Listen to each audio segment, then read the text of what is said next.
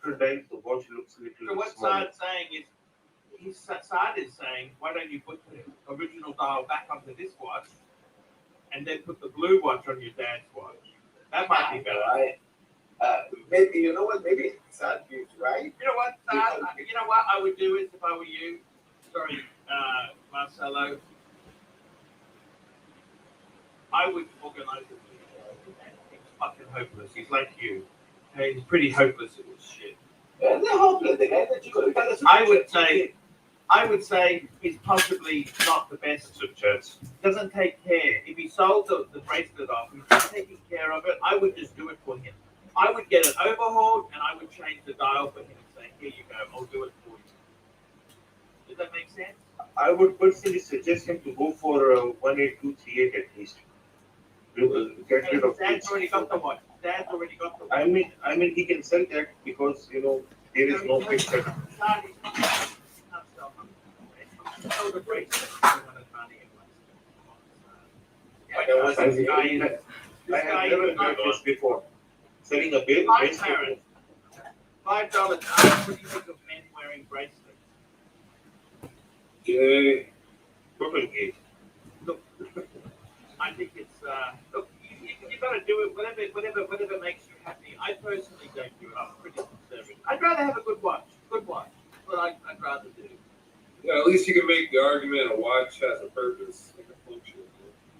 Marcelo, why did he sell the most important factor of day-date, which is the bracelet, the president bracelet? Because he wanted Because money, he's and but the watches were worthless then. They were virtually, they weren't like, it's stupid. Okay, it's absolute sad. It's absolute stupid, okay?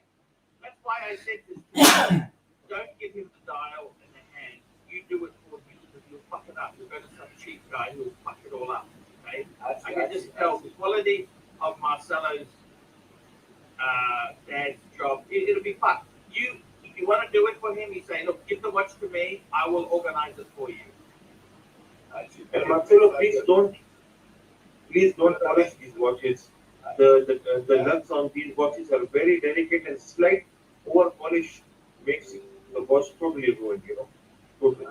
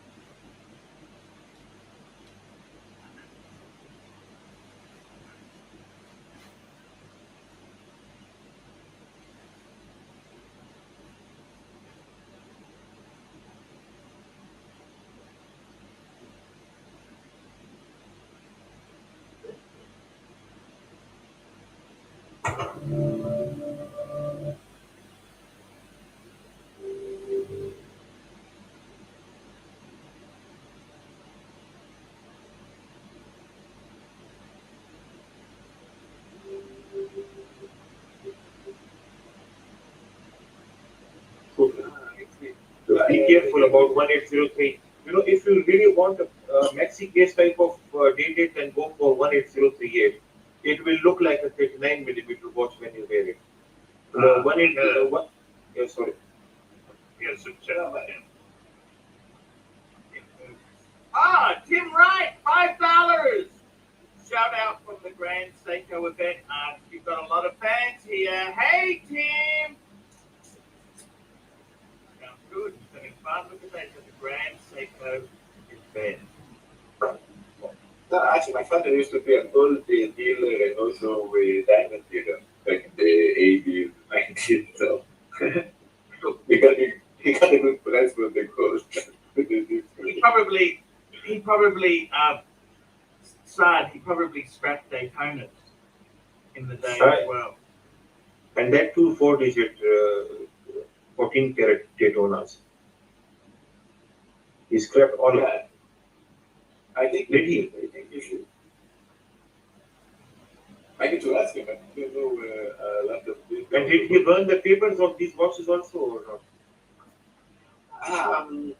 I think, well, that's actually this is a good question. People didn't keep that stuff in the day, son. Yeah. People didn't keep it. They kind of it's funny. Some people kept everything because it was so expensive. They really, really treasured them, but other people couldn't really care. And back in 80s, Rolex were not sort of in league which it is now, right? So people didn't care that. No, Rolex was always respected. Oh, Rolex was always expensive. Let me say that. Rolex was always expensive. Okay. It was just thought of as being a bit tacky. It was never really. Okay, I'll tell you this. The way Rolex was, it's like saying a Mercedes SL is a sports car. In the 80s, people said, you know what? It's kind of sporty, but it's not really a sports car. It's more of a tourer. It wasn't a true sports car. You understand, Saad? And Yes. that's like they would say Rolex wasn't like a top-end luxury watch. They'd say there's better watches like Audemars and Vacheron and Patek and things like that, right? Especially in the 80s, they had a completely different. They wanted to make watches thin and small. So it's a completely different mindset. But I got to tell you, No, actually, also my father was is like you. He actually bought everything used. His watches, they probably no functional paper was maybe a better value even. So he got everything used. Yeah. The state it wasn't new when he got it. no. Wow. I got to tell you, seriously, Saad, seriously, Marcelo, if you're going to do it, just do it for him because he sounds like he doesn't have contact. He's old. It's all Get it. So, have you got independent? You have to take it to Rolex. Have you got independent service guy you can send it to or not? Yeah. He actually have a friend, independent guy that actually do. Is he any good? Is he Yeah, any good or is he? He's a family friend. Doesn't matter if he's a friend. Is his work good? I don't give a fuck about his friendship. All I care about I is don't doing know. good work. Well, that's the important thing. Fuck the friendship. All that matters is does he do good work or is it shit work? So I wouldn't just be he's a friend. Yeah. AC3, $2. I love wearing bracelets, twillies, and LBs. LBs. What's an LB? LBs? I don't understand. Those beads that you put in your butt. Oh, okay. Do they do anything for you? I guess they heighten the climax or something. I gotta tell you, you know what? One and done watch. I actually am envious of people who have one watch, Saad. I'm envious. I think, you know what? I would love to just be one watch and done. I don't know. I think maybe Explorer 2, which is kind of quirky. Maybe the Sub-Date. I would love to be a one watch person. Or a stainless steel Daytona. No, too popular. I don't like things that are so popular. But here is the thing. You're so popular, but for the normal people outside of this watch world, they don't see a difference between a Panda Daytona and a Swally white face. You know, like they don't care. But Japan, the thing is, Marcelo, Japan has one of the highest concentrations of luxury goods in the world. Surely you see every second person has a Rolex there, don't they? Exactly. Yeah. But if it's so. Yeah, but they realize they're expensive. Your wife realizes what Rolex was, doesn't she? Actually, I am now in your guys' group. Everything she sold it to. Yeah, but before, not so much, I guess. I mean, the She name knew is Rolex was expensive. Exactly. The name is not for everybody. Everybody knows how we say Rolex, Casio, and Seiko. These three brands everybody knows. But they don't know the model. But They don't know the Casio and watches. Seiko. Casio's fucking garbage. Who the fuck says Casio? I don't know anyone who says Casio. No, what I'm saying is every person that you ask, I mean, what watches you know? So yeah, Casio, Seiko cheap, Rolex expensive. Maybe Rolex the best watch in the world even. They don't know more than that. 24 FPS, $2. 1016, one and done for me. It's a great watch. Getting a bit delicate. It's the only problem because it's so valuable. Probably a little bit hard there. Once you see it, $2. I decided one and done is uninteresting and bigger.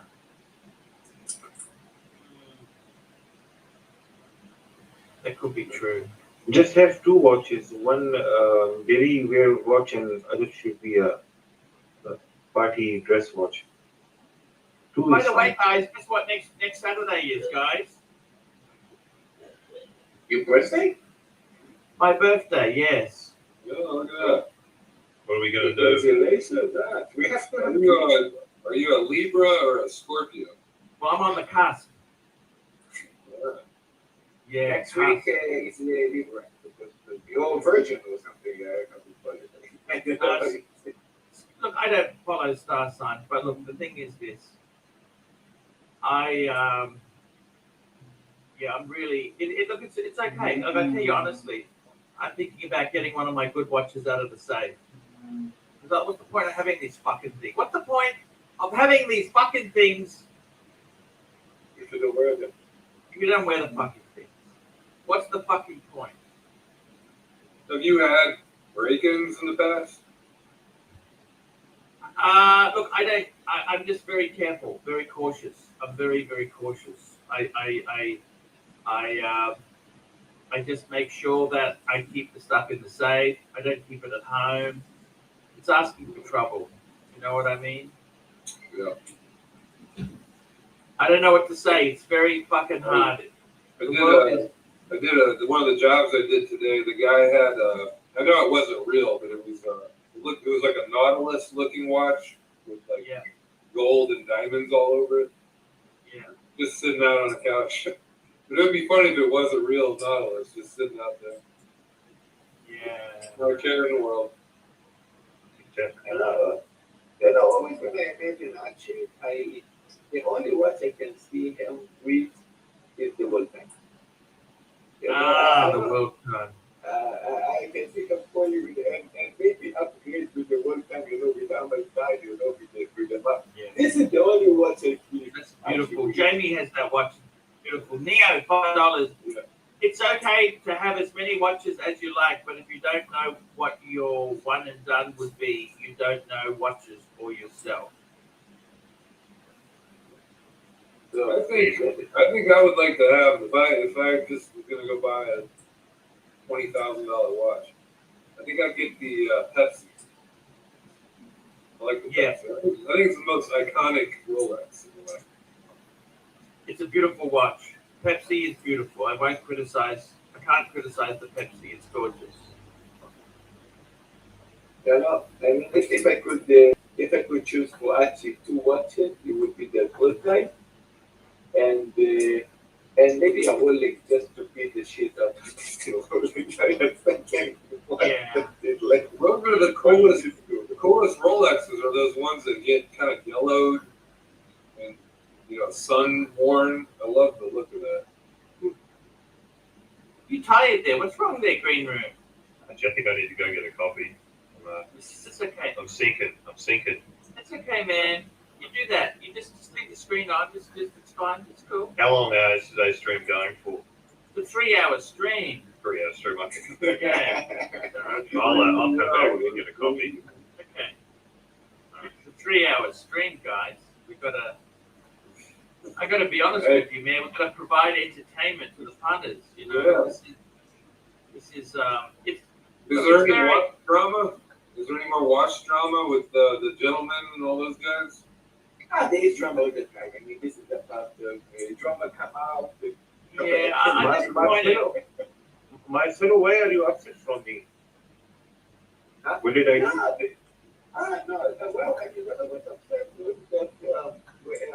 I'm going to be honest. I mean, I love Archie very, very much, and the thing is, I started doing the YouTube.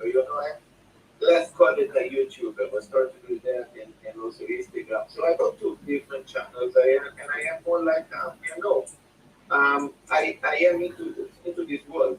Not only like like a guest. I mean, for example, you're loyal to Archie. This is great, and you should be loyal to Archie. But with me, I am a YouTuber. So I can jump in different places. It's not like I betray Archie if I go to somewhere else. I mean, I love Archie as well, very, very much actually. And Do you want to do my last question real quick? Check it out. Yes, please. Yes, And yours. That one. We got them. Oh my goodness.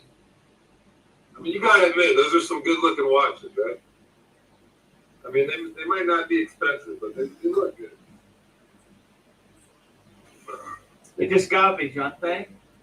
Well, you know, it's beauty's in the eye of the beholder, isn't it? Run the shrink $2.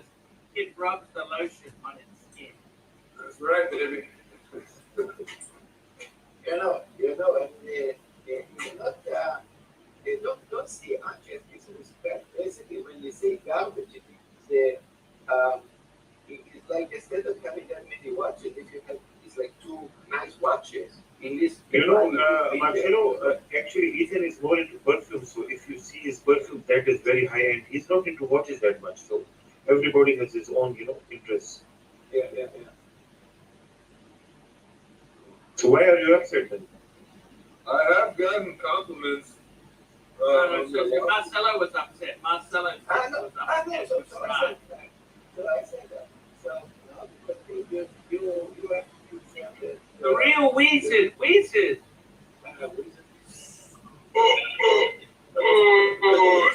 Mighty Panther. Oh, gee. Here you going, Mighty Panther. Oh. Hey, wizard. Sirocco sales. $5. One man's garbage is another man's, garbage. So in bottom line, sir, I'm not upset with you. I think you're a good guy, and it's okay, forgive me or accept me. So, and put him Hey, son. From one businessman to another. How are you, son? How are you feeling now, Wizard? How was the operation going? I am feeling great. I'm on the old cheese channel with the Mighty Panther and Son of the Birdman.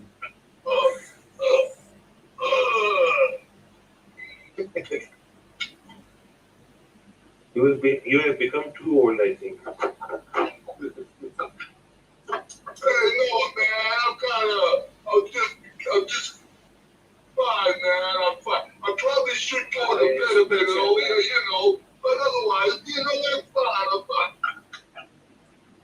Super good. Here we go. Super chats are coming in fast and furious. There we go. We've got Sirocco sales. We did that one. Run the shrink. We did that one. I think we're all up. Sirocco sales. One man's garbage is another man's, garbage. That's it. The wizard avatar is priceless. Wizard. Just mute it. Hey, thank you. I was a Mighty Panther. Mighty OG Panther. I love you, Panther. Hey man, we love you too. I'm just gonna light up another cigarette.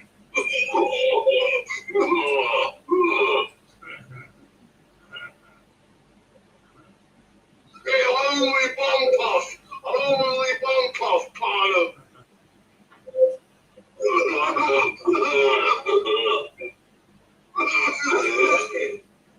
We're not Sunday.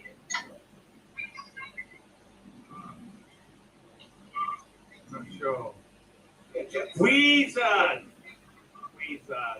Just mighty Panther. I've got a sale on Yeah. cake chest, Panther. Only 2 times retail, Panther. Hey, that's cool, man. Very, very cool. I got it. It's really fantastic to have you guys here. I love having you guys on. It's amazing.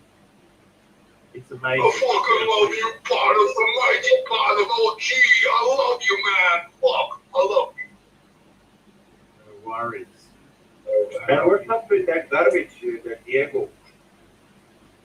What's up? Yeah. Fuck Diego, you fucking The Mexican heap fucking of bitch. garbage. Fuck him.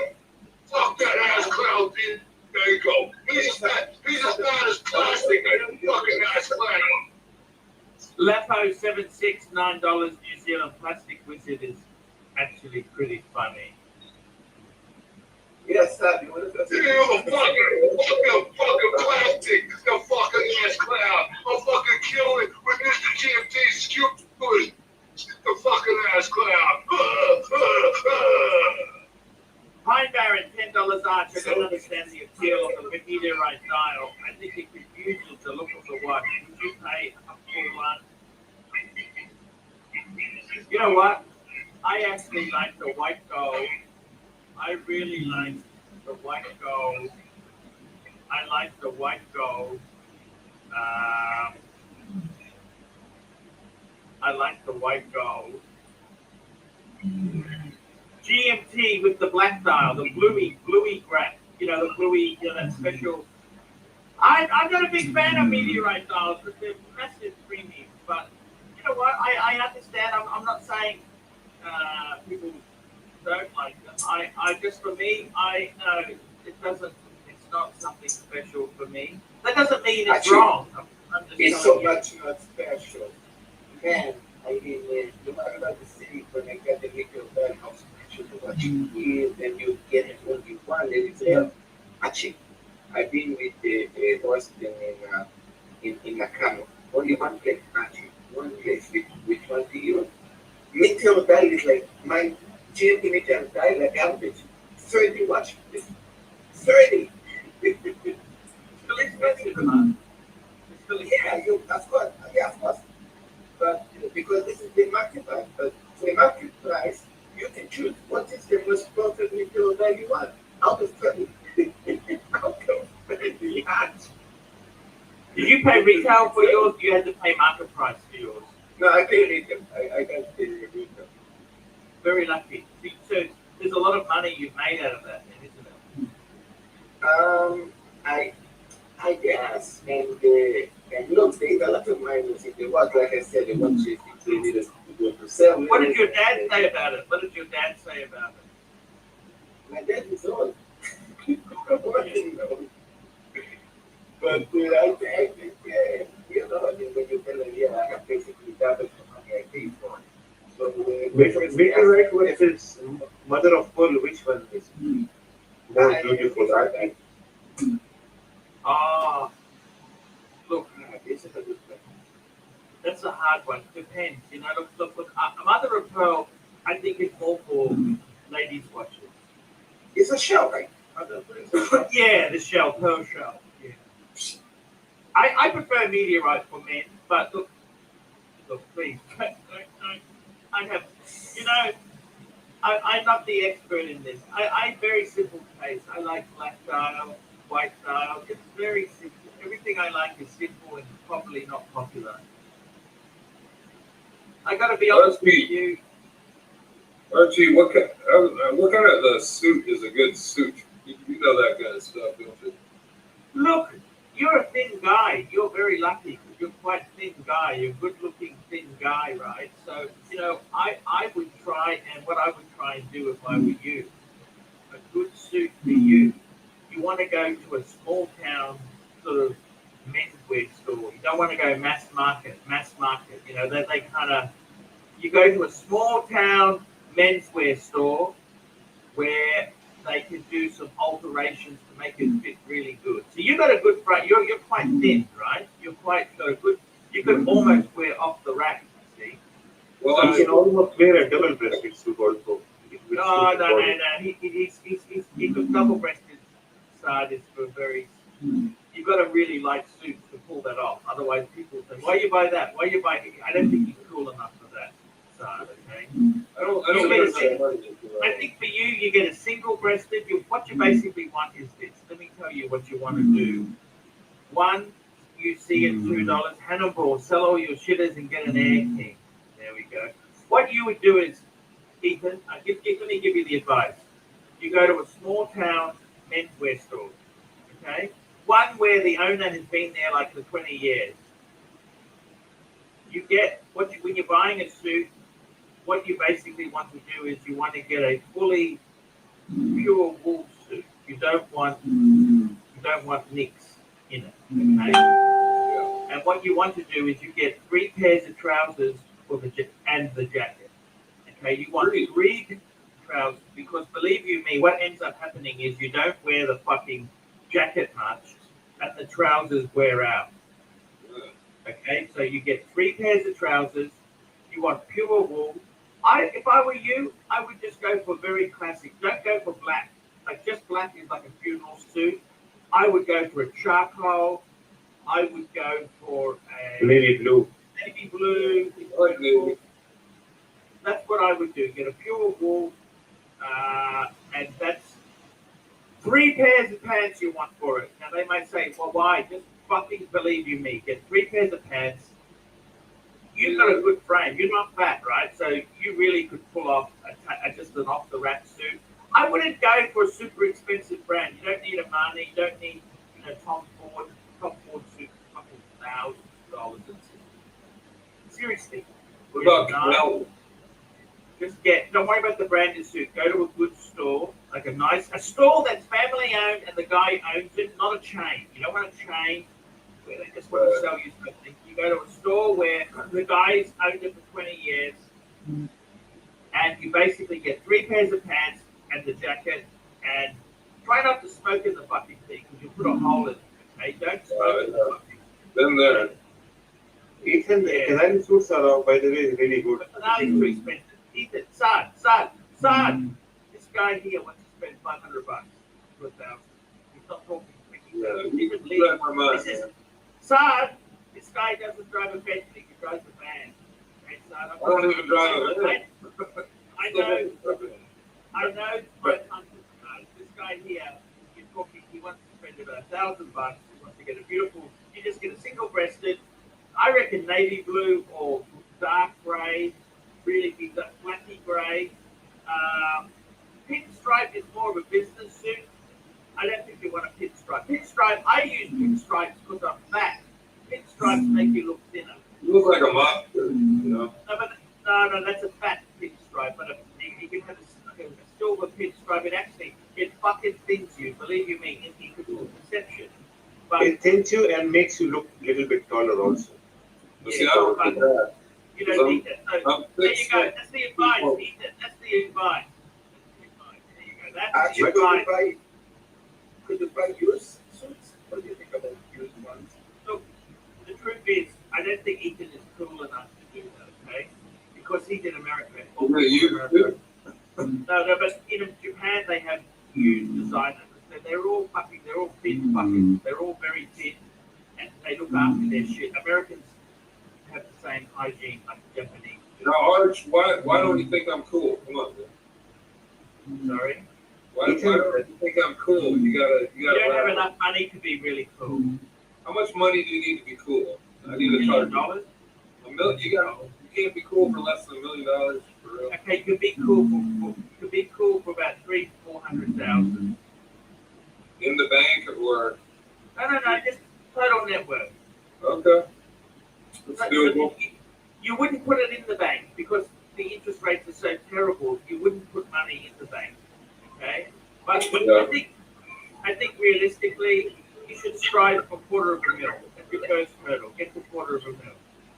Guys, I have each Mayan in my closet. Each Mayan, I actually don't know how much it is. Like $100. Ethan, as Archie mentioned, there are two most important things when buying a suit. One is the fabric. You should be pure wool, So, no polyester or anything. Ryan's vlogs live $2 best suits at Super Fit Soy Nana. I actually tell you who I like is there's a tailor in. This is actually quite an expensive tailor. He's fucking arsehole. He fucking I got a. You know the best suit, the best tailor I've ever had is actually in Singapore. He was Arab. It's fucking brilliant. But in Bangkok, I like Nickermans. But the problem with Nickermans is, if you order it online, they will give you the cheapest, nastiest fabric. You've got to be there and say, I want this, I want that, make sure it fits. They're very rush. Nickermans is expensive, but quite good quality. I got to tell you, quite good quality.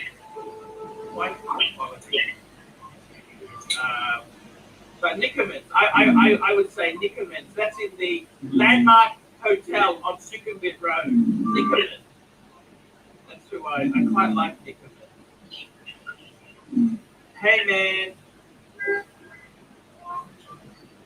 That's worth pulling up. Yeah. Well, I I'm gotta not tell you, people man. better than Man, something. Ethan, you can be cool. You're a cool guy. You just gotta start. You've got to really start putting some money together. Otherwise, you'll be old and broke. Yeah. You're doing well. You just gotta. You know, it's funny. I had a conversation with my guy who helps me tonight about that, about stepping our game up a little bit. Yeah. I definitely need help because, to be honest, I don't want to do all that work myself. Maybe you should put your prices up. It's done a bit cheap. Did I tell you my prices? Well, you got to understand, the houses we did today, each one of them took an hour and a half. So, an hour and a half for $250, that's not too bad, right? You need to do research. What is it Not called? your super chats. You need to do research. See what your competitors are charging, right? Just to always be Yeah, on the ball. that's not bad. Yeah, I can't see any super chat. Where, Marcelo? Tell me the name of it. Tell me the name. Yeah, one of the like. Ryan Block, we did that one there. Best suits at Sukhumvit Soy Nana Plaza. As I said, Nickerman's they're expensive. Nickerman's is not fucking cheap. He's expensive and he doesn't haggle. This is the price, take it or fuck off. They're okay. Where's all the super chat at, man? Yeah, it's fucking dead tonight, isn't it, man? I mean, You know what? See, I want to see you making like $30,000 a month. Is that doable? I don't think it is. Because I think you can live pretty darn good. You know, get some. You know what? You know what? I'd be happy with $5,000 a month. You know that? Fuck me dead. I remember I had 2,000 a month. I've had some fuck. You know what? I think you are cool, Ethan. You just gotta. I want to see you succeed. I do want to see you succeed. Appreciate that. I think you've got a lot going for you. You've got a business. I think the thing is, you've just got to keep working hard. That's it. Life's not easy. You got to. Did you give away that government job? You said you're going to give one of the jobs away. Well, they just gave me a raise, like right after I said that. How much too? It's not much. It's just a couple bucks more, but. It's okay. Just persevere. Yeah. It's okay, man. I would just what I would do if I were you. Every job you get, you gotta. You know what? Can I give you some simple fucking advice? Of course. You know how you make 500 a day? Yeah. Take 50 and put it away. I don't give a fuck what you do. You've got to put it either into a bank account, put it into an envelope, into a shoebox. You want to put it away, okay? Well, I am doing that much. I am doing Every that. time you get paid, if you really want to gear it up, make it 20%, $100. Put 100 away. 100 away. And then you should be putting that into some sort of investment. That's what I would do. Yeah, well, the stock market is so high. I feel like our economy is going to start to collapse. But you don't have to put it into stock. Just keep it in cash then at the moment. Keep it in cash.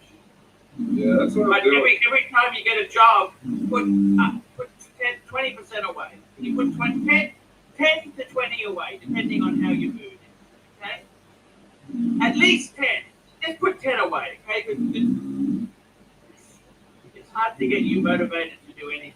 Put 10% away. You make 500 for the day, you put 50, whatever it is. Yeah, I feel it. Yeah. Well, I'm doing that. I believe I haven't calculated it, but I am putting money away. What do you put it into? I mean, just nothing savings account. You know? That's okay. That's safe there. That's cool. That's okay. Nothing wrong with that. How much you got in there? You got a couple thousand? Oh, I got more than that, but I don't want to get too specific. Yeah. Yeah. My, But you gotta buy it. my goal is right now to have 15,000 saved. So I'm not touching it by That's a then. good idea. That's a good idea. Don't forget, you got to pay taxes. I hope you have a separate. You should have a separate bank account for taxes. You know that. Yeah, I calculate all that in there. But you should have. Why don't you have two bank accounts? One for taxes and one for investments. Good, yeah. I have one for just for cigars and champagne.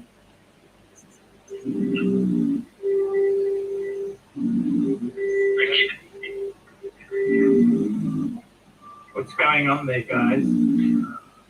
We keep losing Marcella. I don't know what's happening on Marcelo. What's going on, Marcelo? You've been bored. What's going on, Marcelo? Wake up! By the way, Ethan, if there is a possibility of I was checking for you. I was checking for you. Going on, but yeah, sorry. Tell you this, and there we go. That's the advice. So the advice for suits for a man: you want to pick a good classic color, dark navy blue. You don't want a trendy color. You want a timeless color. Charcoal, grey. Charcoal is good. Greys are good. Dark colors are good. You don't want black. That looks like a funeral suit. You want to get maybe that navy blue would be very good. Navy blue could be very good if you like that. You want to pick pure wool. You want to get 3 pairs of. You agree with me? 3 pairs of pants for 1 jacket side? Yes, no, maybe. maybe. Yeah, that's the only suit he's got. It's only fucking suit he's got. Okay. No worries, he can build other I'm just a poor family. It's better. Just get 3 when he's getting it organized. Just get 3 pairs. And by the way, people laugh at Marks and Spencer. It is actually a really good brand. It is very durable. Marks and Spencer is very good. Yeah. Very good. Especially their shirts are really good. Now there you go. What about Canali? You guys heard of Canali? Canali's I have Canali's an idea. expensive. Canali's expensive. How much do you want to spend? Well, the thing is, you can find the good one second hand, but like new. The only problem is, before. Yeah, I saw one. I know my measurements, so I saw a Canali on eBay for $500. It's like a $2,000 suit. the only problem is you got to check the crotch, make sure it's not worn between the pants there. So it's Crotch still right. got the Tailoring. Sorry? still got the stitching, the tag stuff. That worries me. Why would you do that? That means it could be fake. They don't. People take that off. Okay. Really idiots take that off. But it's brand new. Okay. Well, I'm just saying to you, there's a lot of fakes too. You don't know what you're doing. Just be aware of that. But I personally, I gave you the advice. Ethan, I gave you the fucking advice. I said if you find an old school tailor, an old school menswear store, you buy 3 pairs of pants, 1 jacket, blah blah blah blah blah. For you, we want to make you rich. Having a Canali suit is not going to make you rich. Okay, because only 1 fucking pair of pants is the trick. So I know what's going to happen. The one's going to wear out, and then you're going to be fucked. Okay? Hi, Baron, $5. We need green room back to some energy. I gave you the advice, that's it. I don't want to argue with you. You don't have enough money to be wasting it on luxury goods. Okay? Good advice coming from Archie Luxury. Ethan, by the way, if you really are interested in Canali, I just sent a photograph of my Canali suit to Archie on WhatsApp. By the way, the problem with Canali is they use Super 120 to Super 140 S oil. Too thin, it wears out. Which is, yes, this is what I want to say. Exactly. It'll rub between the legs. You get crotch rot, it's called. Okay, that's what fucking happens. Good. Okay? I actually have a question. If you buy a used suit, would be expensive to reshape it? Depends how much reshaping you need. Depends how much you need. As long as you get the shoulders right, You cannot fix shoulders on a suit. That is the most difficult thing. That is the basic structure of a suit. So, you know, the basic rule is for buying a suit is to check the shoulders first. You know, if the shoulders doesn't fit you properly, that suit is of no worth. So never go for a suit in which there is issue with the shoulders. Okay. But I got to tell you, I gave you the advice. It's up to you whether you follow it or not. Marcelo, tell me this: have you fixed your life up? Is everything working now? The marriage is good. The business is good. Is everything fixed? Are you happy again, or what the fuck's happening? The marriage is okay. The business is not good. Yeah, I mean, we don't know what happened there. Because we're still under this regulation, like I said before. So we probably need to wait a little bit to see what happens. But so far, yeah, I mean, I'm looking forward for your birthday next day. We probably should have a small party. You should do the stream. I know. And maybe I know. evening stream. That would be Exactly. nice. Please make that a stream. Yeah, I will. I will. Yeah, I will. I will do That's a that. good question. I'd love to do some evening streams. Yeah, but then Yeah, it's not even here. to have Archie when I'm actually in the restaurant, maybe they could have hotel. Because this is evening in America. This is evening. This is evening. Yeah, this is evening in the States. Yeah, look, I might give that a go there. I'm going to have a bit of a fundraiser. I'm going to have a fundraiser for Archie. I got to pay my tax bill. And I got to tell you the honest, I want to have a few cigars on the show. I might even have that would be a, awesome. I might even have a whiskey. Would you reckon I should have a whiskey or not? Would that break the I got to be honest with you. I might even have a whiskey on my birthday. What do you think, Sard? Should I have a whiskey on my birthday? Yes, no, maybe, Sard. No, you have already stopped it for 6 months, 9 months break. So don't ruin that. Just for a birthday. So you better have a gin and tonic. Once you see it, Sard, dear sir, thoughts of Sea Dweller 50th anniversary mark. Well, Sard only knows about day dates. Day You don't really, yeah, only day dates. But I Hey, can tell you, Saad, Yes. I just had a question for Saad. Look, I've been hearing rumours that to celebrate Archie's upcoming birthday, you're planning to fly him over to Pakistan.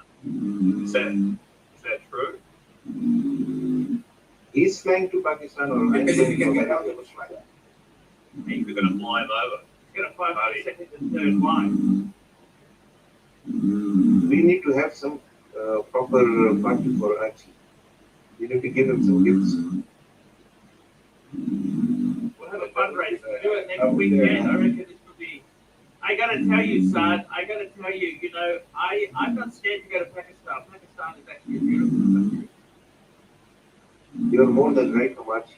You need to have good contacts. That's what you need when you go to these countries. You need to have good contacts who can, you know, help you. I tell you the truth. Me, see, I'm an old guy now. I'm an old guy. I don't go partying or things like this. I like quiet. I like to chat and talk about things like cars and watches, cigars and suits. There's so many topics there, you know. We can talk for hours. You know, I'm an old. The young guys want to go out. I don't even drink much. I got to You will love my father. Archie will love whiskey collection. You will love that. He's some of the best in the world. Okay. We should do this, guys. I gotta tell you. It's look. I gotta tell you. So there you go. You got the suit advice. How do you think of that, Ethan? I think that's pretty good advice. Personally, for you, I wouldn't be getting a second-hand one. Just go find a good. If you've got a few suits, then you can buy second-hand. I've got a few suits, but they're, you know, none of them are quite perfect. You know? I've been thinking about getting the one perfect. A2 Raya 83, $10. Need the pocket for some advice on getting a 16, 7, 10 Coke. I love these watches. These watches are Viking beautiful. You know that? The 16, 7, 10, man. That's the sapphire crystal. This is kind of a 90s, early noughties sort of Rolex. Let's get this baby up from. Fuck, I probably burned my coffee. My coffee. Okay, they're not drinking. Oh, I thought he burnt the bird. I thought the bird. Jesus Christ, it scared me, man. It gave me a heart attack there. No, I'm a fucked up man. We can get off the record. Look at shit. Here we go. Let's look at this. Here's Coke. Look at these here, guys. These Cokes. What do you reckon? Coke. You know what? These things are going for crazy money now. Beautiful Coke. Best advice you want to do is look. I tell you honestly, the thing is you want to look at the dial. See how it's got a this is a Swiss dial. It's a tritium dial. So ideally, when you're buying one of these here, you want to make sure the bezel is genuine. A genuine bezel. You've got to make sure it's not after. There's a lot of aftermarket ones. So then you want to make sure the dial is not a service dial. Okay, this one here is a Swiss T. That's a tritium dial. You want to then ask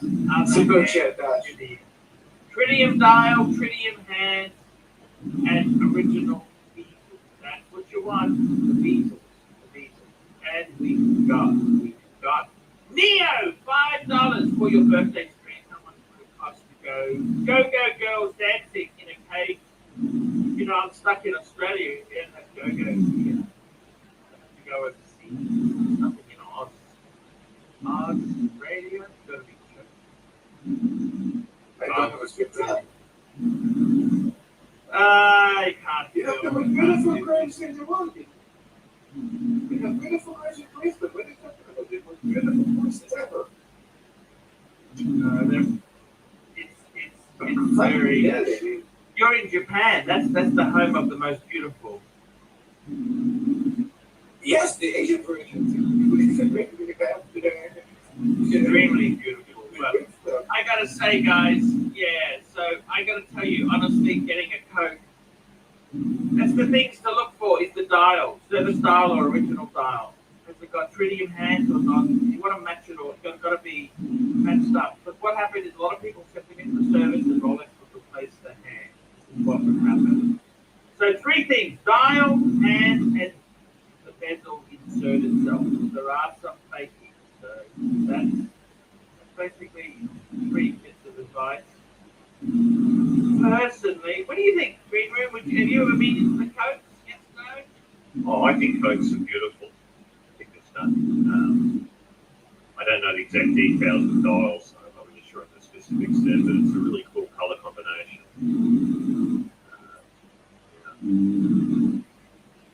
Actually, in the next birthday, in your half century, the 50th birthday, you have to come to Japan. I will take care of you. Yeah, I might take you up on that offer there. I think it's okay. Please don't come with the text because everything is expensive. Yeah, I would come with my sub. I wear my GMT, my Explorer 2. Yeah, that would be nice. And what a great life, you know. I got to tell you, Japan it's a great country. You're a lucky man to be there. I don't know why you want to run away. Just stay there, work on your business. It'll all come good, you know. This is the weird thing, you know. A lot of these women folk, let that be a lesson, Ethan. Yeah. When business is good, they all love you. When business goes a bit shit, they all turn like snakes. They just turn it, you know. It's just hard. Yeah. Like what of the worst. Guys, we got 25 minutes left of the stream. What's going on today, guys? We had such a fantastic. It was amazing stream we did. We started it off. We had great things. Yeah. Dancing girls. We had Guys, everything happening.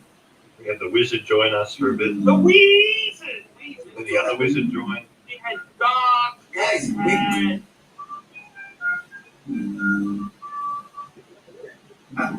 we have over 200 people watching. upvote, guys. Upvote. Yes, guys, actually, birthday in less than a week. We need some nice donations here, guys. Please, let's Let's get the Archie make the one more. Archie needs your money to survive. Okay.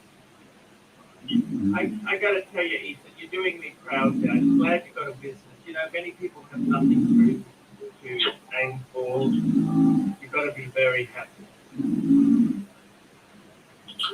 Yeah. Yeah. That's the most important thing. You've got a lot going for you there. Yeah. I wanna be living in the lavish, luxury lifestyle. The, You know what? I think what you got to do is instead of I think you gotta start earning some. Look, you got great potential, okay? You got great potential. I can see it. You've got amazing potential. Okay? Who's got the music? Is that your music? Whose music is that? That's Ethan or it's the other guy? I have some music, but it's in the background. You guys hear that? Yeah, it's okay. It's okay. Some mild data. Yeah, I like mine. That's why I'm not complaining about it. I think it's actually quite. I like Chet Baker. You a Chet Baker, Ethan? Oh yeah. You like Chet? Yeah, let's get lost. I love that one. Yeah. What about? Are you a art pepper fan? You know what? I listen to a lot of jazz and don't even know what I'm listening to. But yeah, I love jazz. I like the kind of like late night type of jazz, Yeah. We actually have a jazz club down the street from me. It's pretty cool. The late night jazz is called smooth jazz. The one which has little bit of bass and drums is called contemporary jazz. I don't like smooth jazz. I like like you're up all night writing a novel type of jazz. I like kind of like almost like beboppy, but kind of just a Are little you bit into off. Bossa Nova? Are you into Bossa Nova? I love Bossa Nova. I had a Bossa Nova CD in my car for 6 months. I listened to the same CD. It's called Bossa Nova Around the World. I love that CD.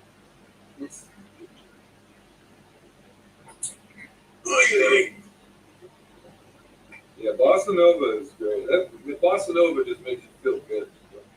Yeah, the Japanese had their own Bossa Nova in the 60s. They had their own twist of it. I love Japanese. Yeah. Bossa Nova. You like Bossa Nova? Yeah. It's amazing. I listen a little bit. My wife put this a little bit in there. What's background music? They actually like this shit.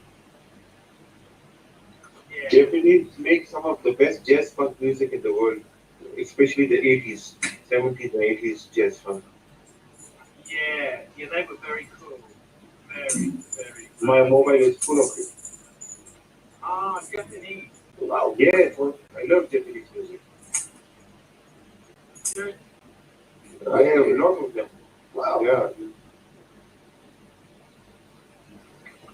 Have you heard Thai funk music? no, I haven't. I'm sorry.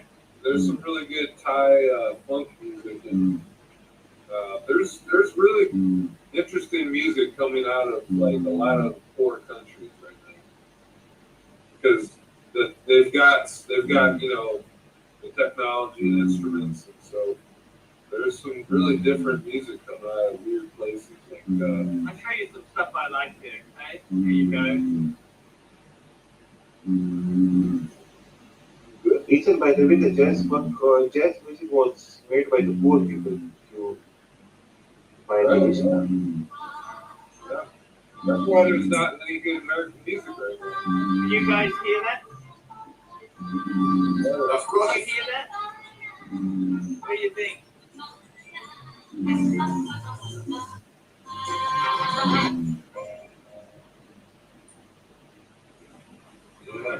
Actually, surprised me. I didn't know you're so much into jazz, This is one of my favorite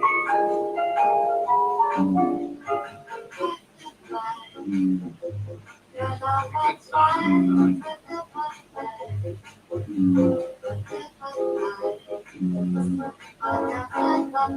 I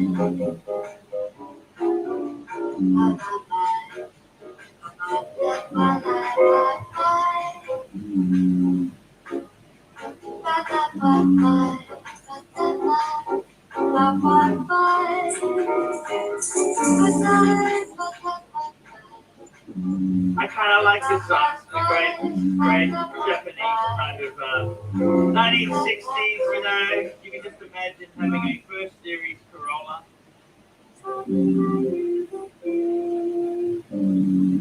What is that? It's a Japanese bossa nova. I'll look that up. I'll show you another one I really like. This one here I like. Listen to this. I like organ, 60s organ. You like organ music? Hell yeah. Yeah. I like this organ music. What do you think, Saad? Talking about Love it. Yeah, this is kind of late 60s. It's very funky. I love funk music. Yeah, this is kind of.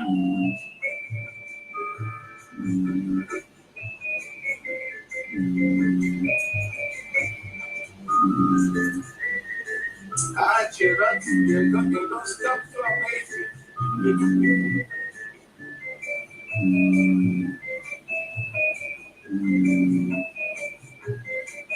the thing is, some people think this sounds like elevator music. I like it. I love it, man. I ain't give a fuck. You know that? I can tell you what else I like. I like this guy here, Ray Anthony, who's quite a famous bandsman in the 60s. And this is done quite. I like this recording here.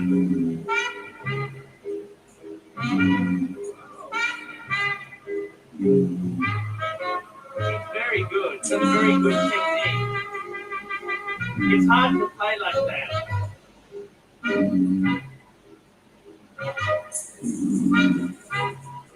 He's quite famous. Ray Anthony is quite famous. Quite a handsome guy in his day.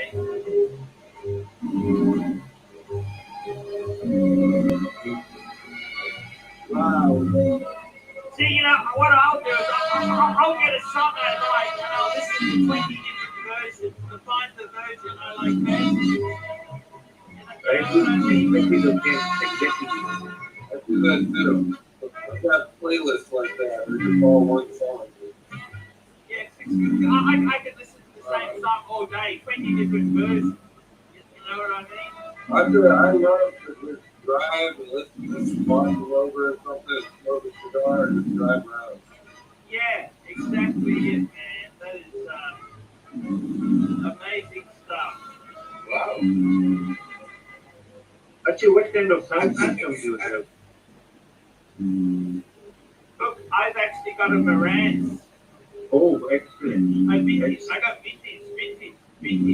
got a Sony sub-amp. It's 1960s. I got vintage.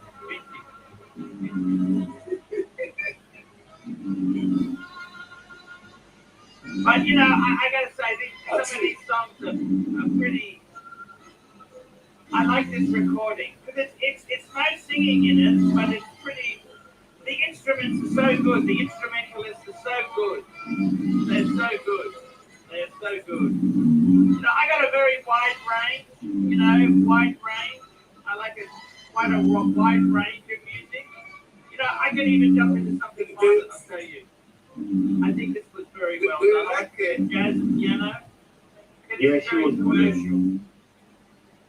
I think she was pretty good. Diana Crowd, she was good. Jazz piano, you know. She was very famous in the early Did 2000s. you listen to trance? No, I went to trance as well. No, it's garbage. Garbage. How about, that's right. Sorry? Have you enjoyed Apex Twins? Look, no, I don't, sorry. I got Apex.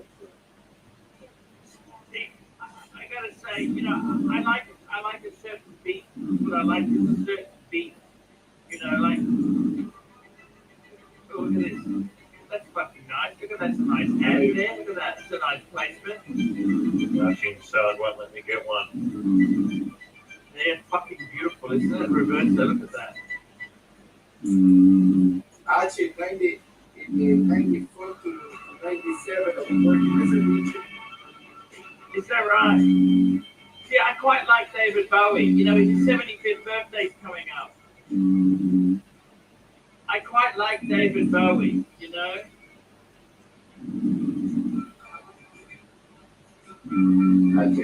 That's not my favorite recording of that. I like the, he did one in 1985. There's a 1985 recording. What is the live aid? Yeah, I don't actually call it live aid. Look at that, those assholes. They robbed his line, you know what I'm saying? This is the one I like. That's my favorite recording here, is this one here. 1985 recording.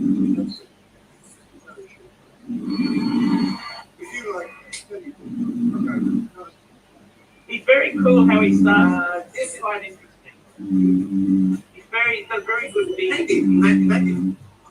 1985. Berlin, 2002. It's Berlin, 2002. Sorry, Berlin. This was in Berlin. That's a modern one. His daughter's there playing bass. That's his daughter. I like this is when David Bowie, I think, was coolest. Because remember he went through that transsexual phase? I thought that was a bit weird. This here was when David Bowie kind of came down as a man. You know what I mean? I always liked the way he wore a tie, but he was still so fucking cool. That's a pretty. That'd be cool too. Actually, How he's put that on. David Bowie used to be. Sorry? Does David Bowie used to be transaction or something? Or Yes, yeah. He slept with Mick Jagger. What about He ACB? slept with Mick Jagger. He slept with Mick Jagger. Wow. Have you listened to the song Love Was Really Born? It was Japanese music. Makoto Matsushisha, something like that. Really good. Aren't you like APDC? That's all Here, scripted, right? This is a bit 80s for me. I'm getting a bit scared. I like sort of more 60s bossa nova. They are really good into bass guitars. Yeah, it's cool. I'll listen to that later, but I'm more 60s and 70s. Actually, this is one of my favorite songs here. I'll show you this here. This one here called. that was always the opinion of George Michael. Wow. I'll show you for you. This one here. Where were we? I'll show you. This one here was my favorite album. This is a really good album. Nippon Girl. This was a great song. I like this. Here's that. I thought they were very cool. You know what I mean?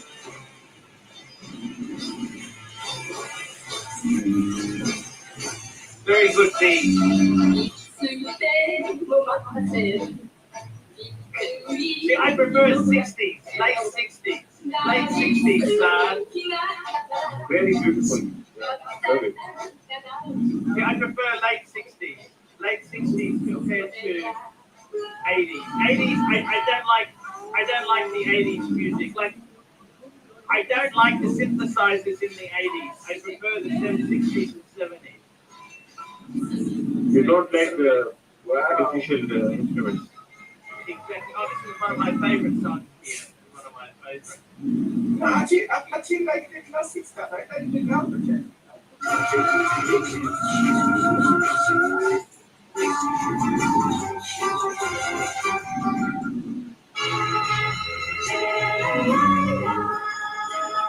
like the way they do this song here. It's pretty cool. I like percussion. Good percussion. So actually, so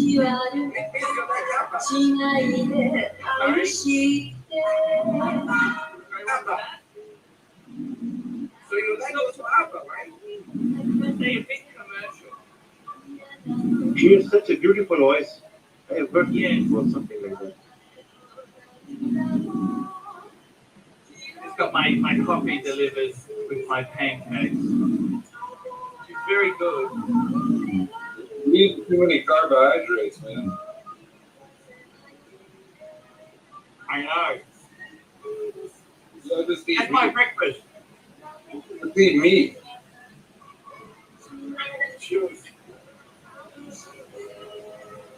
Do you still play Kawaii? Archie? I'll show you another song I like here too, just very quickly, then we'll jump off it. I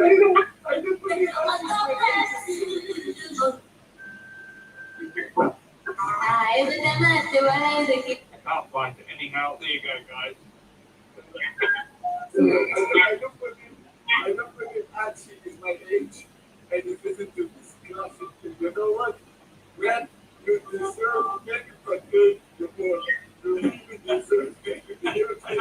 Why you say that? I would never, nobody classic. I mean, I am like, I used to be an 80s kid that was working as a DJ, cameraman. I mean, I'm like, I listen to the garbage stuff. I was Cameron $5. John Coltrane, I don't think I- Heavy Tank. Yeah. You know, if you like John Coltrane, you should look up. Yeah. There's Working, Steaming. There's 4 albums of Miles Davis and John Coltrane. Really. I think the best one is called Working. Yeah. One of my favorite songs, jazz songs. These were all great. I got to tell you, one of my favorite songs there was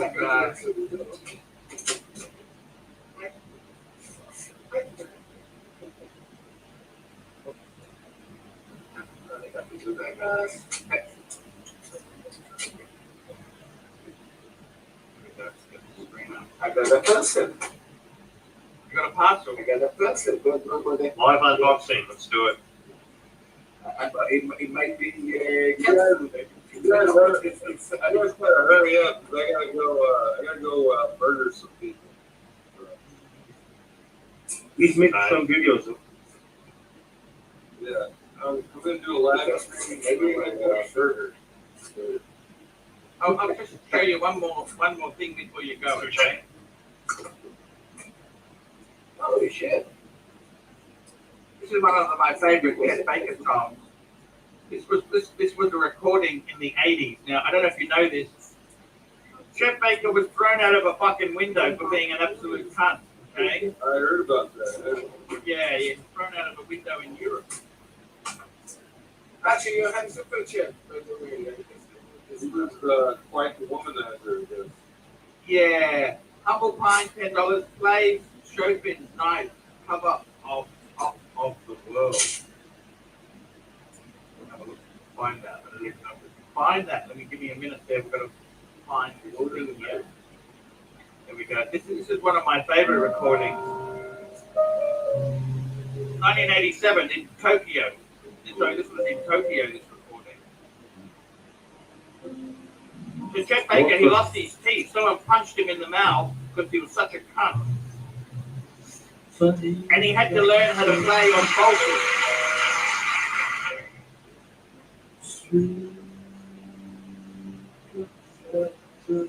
Total heroin addict, drug addict.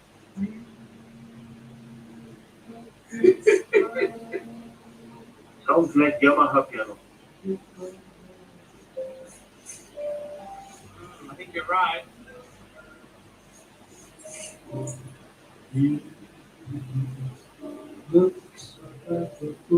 He's already dead, right? Yeah, he died in the 80s. He got pushed out of a window for being an asshole. Holy shit. Are you serious?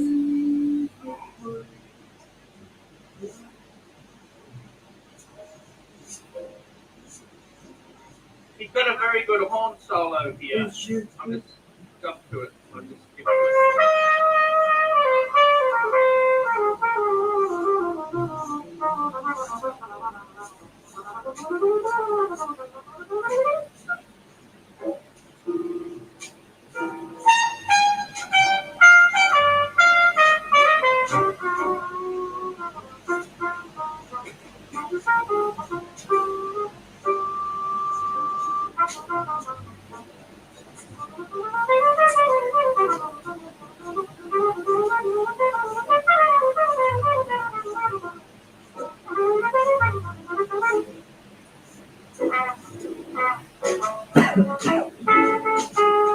you go. You get the idea. But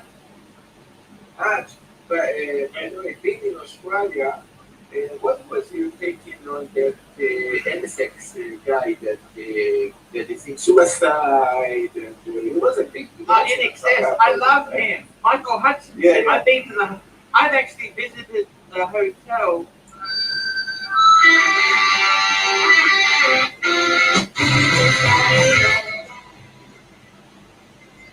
You visited a hotel that is suicide? He didn't suicide. He died on accident.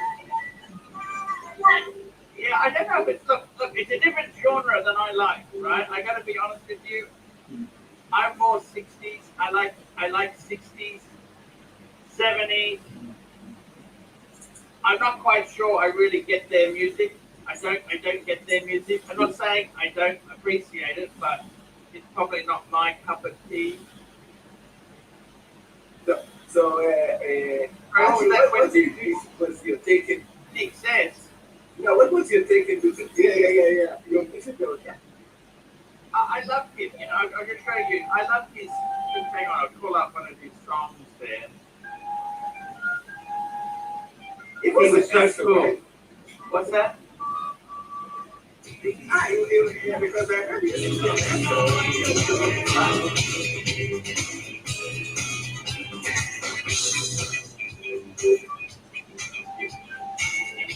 he actually had a fight in England. Somebody punched him in the face.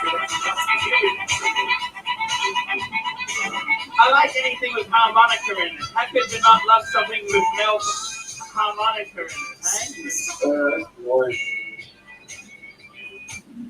He ran off with Bob Geldof's wife. He ran off with Bob Geldof's wife. You know that? Maybe he was killed. Yeah. No, it looks like it was suicide. It He did it to him also. Yes, that's right. She was sort of going out with Jason Donovan, and then she left Jason Donovan for Michael Hutchins. That's right. Actually, do you remember Matt Monroe, that Lamborghini Miura song? Sorry? Matt Monroe, Lamborghini Miura. No, I don't. Lovely song of the 70s. I'll have a look. Yeah. Actually, I used to be in love with Kelly Minogue.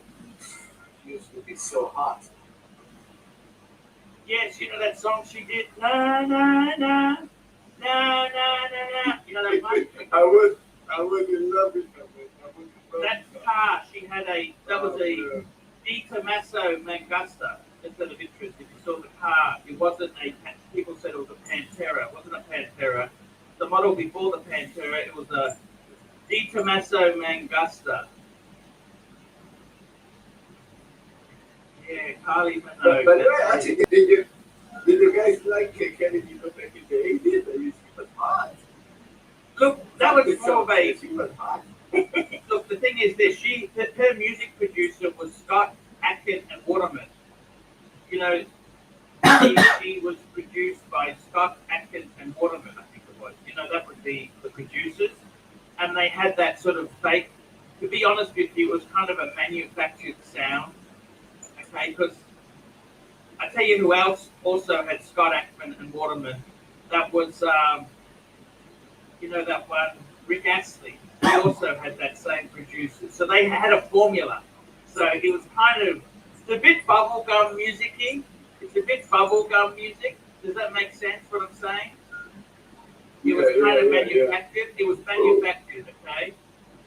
But I gotta be honest with you. I'm more 60s. I first your $5. Imagine an Archie Luxury live stream, but in person and all the regular viewers in attendance. Will it ever happen? Hey man, you never ever know. Guys, we're gonna wrap this baby up. We're gonna wrap it up very soon here. We had a look at some music. The guys, in a couple hours time, I'm doing a music show with what's his name? This. I'm going to be looking at some different music tracks. I actually quite. What do you think of music, son? It was nice. I did see that video. It was a nice. Music. They actually had session musicians. They got professional musicians in to record this stuff. Hey, Plastic. Hey, what's going on, man? Hey, man. Hey, It's all Plastic. good. What's happening with you? Hi, Green Room. Hey, Marcelo. Ethan. Hey, You're And just OG, coming on for the OG, link. man. You're going to be running a stream, aren't you, Plastic? You're running a stream. You just come on the post. Yeah, man. Just come on and drop the link to the fantastic plastic delusional. It's called delusional fantastic. That's what it's called. listen, We're all actually, delusional. We're all delusional fantasists. That's what we are. Delusional fantasists. yes. Actually, I wanted to move to Australia back in the 80s because of kidding, I wanted to marry. Yeah, she went to England. She's been in England for 30 years. She wasn't even in Australia. Who's that? Yeah, Can't even know. Oh, she was very sexy. Yeah. Did she ever do like naked shootings or something? Yes, Yeah, she did. She did. She did. Right. Man, Get a Pornhub. shit, okay, I should check it out. Now she prefers the Yeah, I know everything. Guys, we're gonna wrapping this baby up. We're gonna be wrapping Ugh. this baby up. I gotta tell you guys, it's been fantastic to have you. Look, Well, can we all just sing one song for JJ, please, Archie? Can we all sing it for JJ, come JJ? back! Well, you can JJ, come back! JJ, come back. Feel You can lovely. blame it all on me. JJ, come back. Come on, JJ, come Grandma. back! JJ, come back. You can blame JJ, it come all back! You can on feel me. all the needs. JJ, come back. JJ, come Come on, back! sing it, man. are those Come guys back. actually Come on, man. doing well? Sorry? Are those guys actually doing well? Alright, who cares? Yeah, we don't care. They're a bunch of delusional fantasists. Delusional fantasists. Okay, guys, we'll be back tomorrow. See you on the stream tomorrow. Delusional I love you, dog. Fantasists. Bye bye. Yes. That was a good stream, mate. JJ, come back. JJ, come back. You can steal. Bye.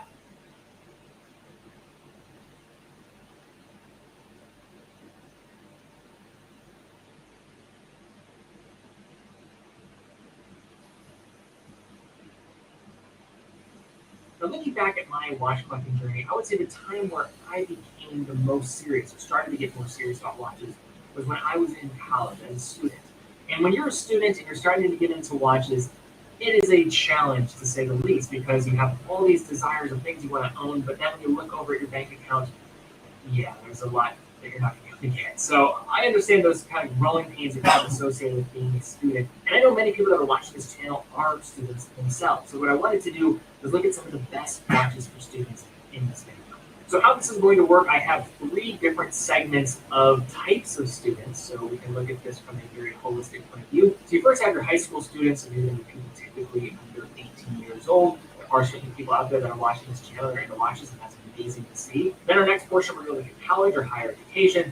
And then to round out the list, I want to look at postgrad. I know many people are in medical school, maybe in residency, or also maybe pursuing a postgrad degree. So I wanted to also keep them involved as well. I'm going to create 4 to 5 recommendations for each one of these different segments, and I'm going to try to be at least in alignment with price. I know price is going to be the number one thing. I know there's a lot of costs that come associated with going into school. So just keep all that in mind. I'm going to try to be reasonable, but also at least have something that can be perhaps ambitious and feasible at that range.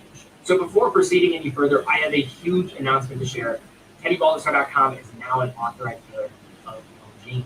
So Longines is a brand that I've wanted to add to the site for quite some time. I have a tremendous amount of respect for them as a brand. Their mix of quality, strong contemporary, and heritage designs with a history that's hard to rival leads to them being one of the more compelling brands in watches, in my opinion. We have a pretty curated collection on our site, having some of my personal favorites, such as their heritage pieces like the compressor style Legend Diver, the Sector Heritage Classic, and arguably one of the best Swiss chronos for the money with the big eye. Also, we have some of the more contemporary pieces with the Spirit, as well as one of the best representations of a do-it-all watch for $1,000, the Longitude Conquest. Head over to teddybalthasar.com to see the entire collection. So now looking at the high school segment, we have our first watch here. This is a classic. It's one that comes to mind right away, and that is the Casio calculator watch, the CA53W. Now this watch just fits here for so many reasons. It's a classic, no question about it. It's also in a price range that I believe is going to be more than appropriate for someone of this age bracket when we're talking about somebody under 18 years old. Having a calculator is going to no doubt be useful in this type of environment as well. Don't let your teachers catch you using this during the class. I'm not responsible for any of that. But for around $25, it's so hard to beat this watch. It brings a lot to the table, a ton of charm within this design, and now it's achieved, I would say, timeless status. Now next up here, we have a watch from Timex. I'm a huge proponent of this watch, and that is the Timex. So I owned one of these watches when I was in college, and I loved it for many different reasons. One is it's just so simple, clean, and timeless in terms of what it is done for. Simple white on black, or there's a few different dial variations to go for. Also, you're getting so much versatility when it comes to the strap. I put on pretty much any different type of strap when I owned one, and I could not think of really anything that looked bad on it. Sure, it's a little bit more casual, so you can't dress it up to the same degree, but if you put a nice strap on it, it can do the job for certain types of formal events when you say you're under the age of 18. The indigo backlight is also an interesting feature which will create some cool conversation and also be pretty useful in dark environments. But one final point of emphasis on these is that they are loud. So if you're worried about wearing this in the actual academic environment, in a class or during a test, I would say, when it's very silent, I would not advise that. But a great do-it-all casual watch, it just looks great in so many different circumstances.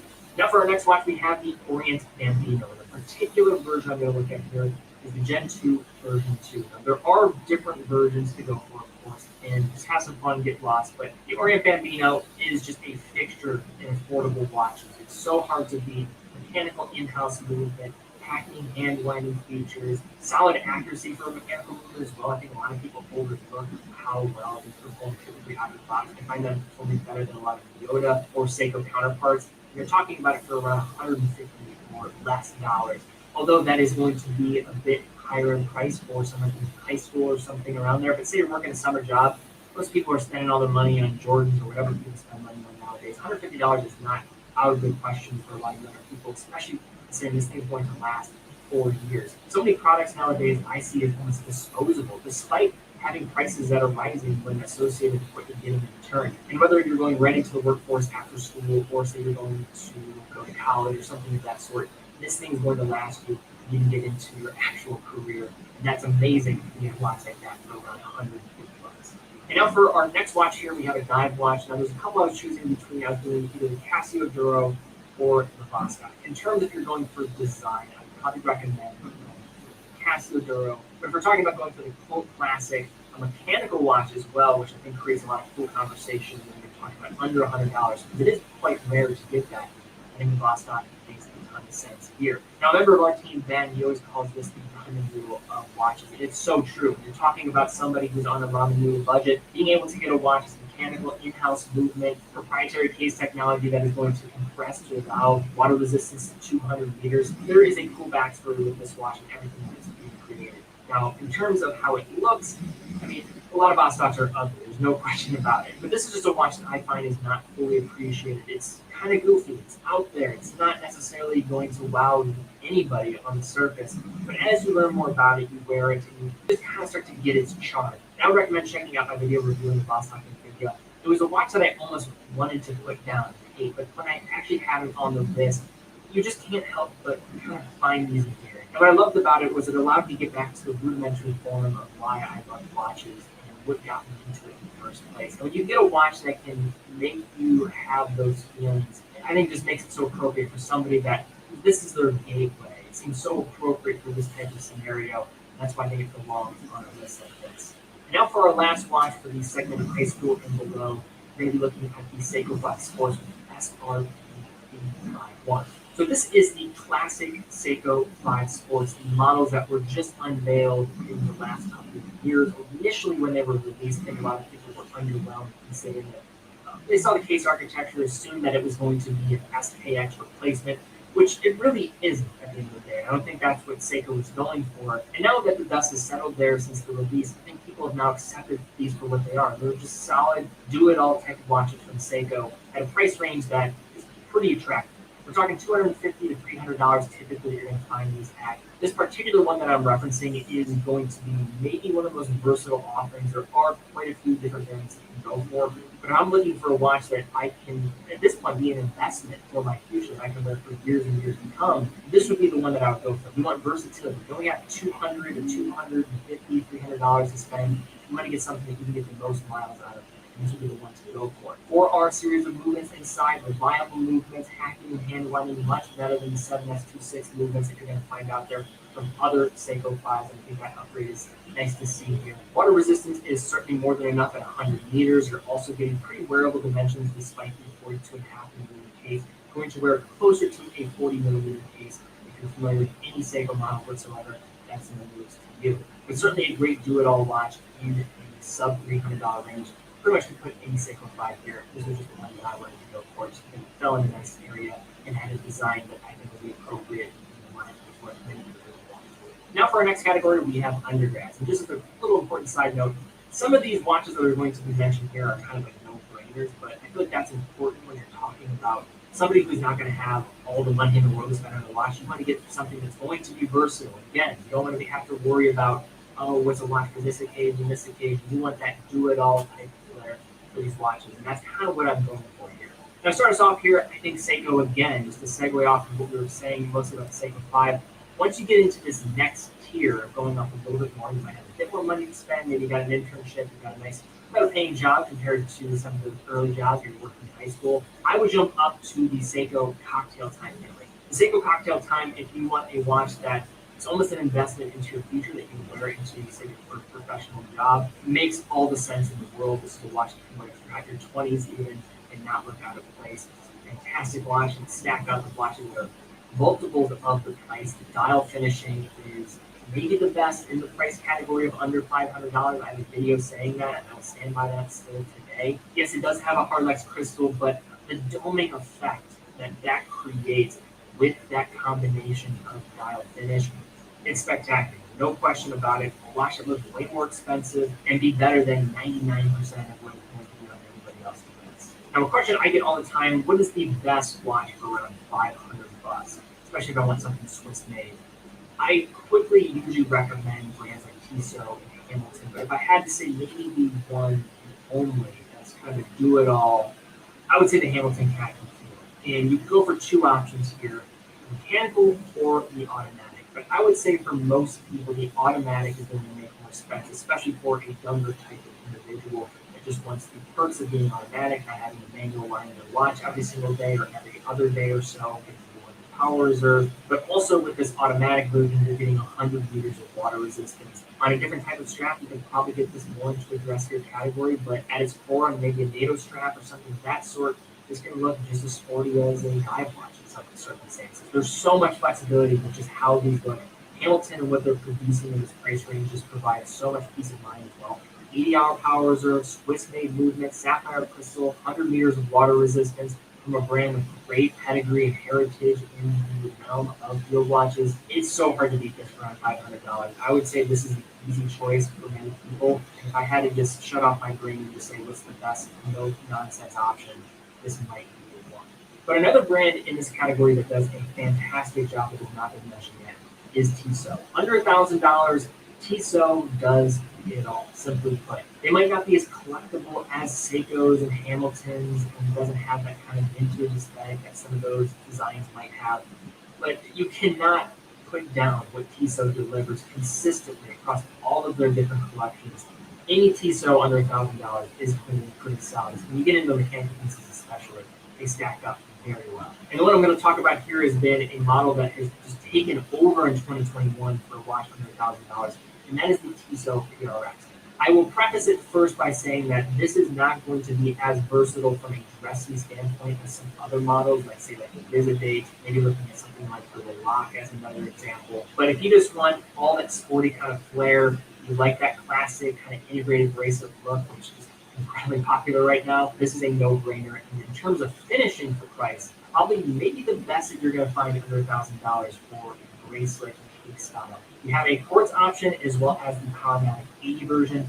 Essentially, the only difference is going to be the movement on the inside. The value going to the mechanics, the romantic idea of what a watch should be, or do you want to go for same delivered end result for the most part. Different dial though too, but want to save some money in the process. That's pretty much all you're really deciding between the dial surface as well as the movement on the inside. If you are just speaking logically, the PRX quartz is going to be the one to go for. But if you're going for something that's going to have that romantic flair, you like mechanical watch, you like the idea of what it means to own a mechanical watch, then these watches have been so popular, they've been selling really well on our website as well, at and have been becoming a pretty much universal praise. They are larger on the wrist, around 40 to 41 in terms of actual wearability. Certainly would recommend checking out the video reviewing them. A variety of different dial colors to choose from, but I'm a big fan of these watches. The Kiso, it seems like every single year they have this flagship model that's just great. The Kiso Gentleman was last year, and the PRX seems to be more of that for in 2021. Now, next up, we have another watch from Seiko, and that is the Seiko Baby Alchemist, the SPB 155. Now, I've reviewed a different model from this family on the channel. I would certainly recommend checking that out. But these are great do-it-all watches. A lot of the same upsides that came with the Hamilton mentioned a little earlier. Same is going to be said here. Nice long power reserve, not going to be as long as 80 hours, but around 70 hours for these. But you are getting a sapphire crystal, 200 meters of water resistance. Love the looks of these. Wearability is also going to be smaller than that for the Hamilton Tactical Auto, which is what they have a more extended lug dimension. You could go for a saber dive watch here instead, but I like the versatility of being able to wear this in a variety of different environments and kind of walking that line of sport and dressing depending on what now play to go for. So big fan of these watches. And now for the last watch in this undergrad tier, looking at Tissot again, and I'm going to have two different approaches. The sporty route versus the kind of do-it-all route. We already looked at the PRX, which is kind of the newest and greatest thing from Tissot, but two longer-standing models in the collection, one not as long, but one a little bit longer.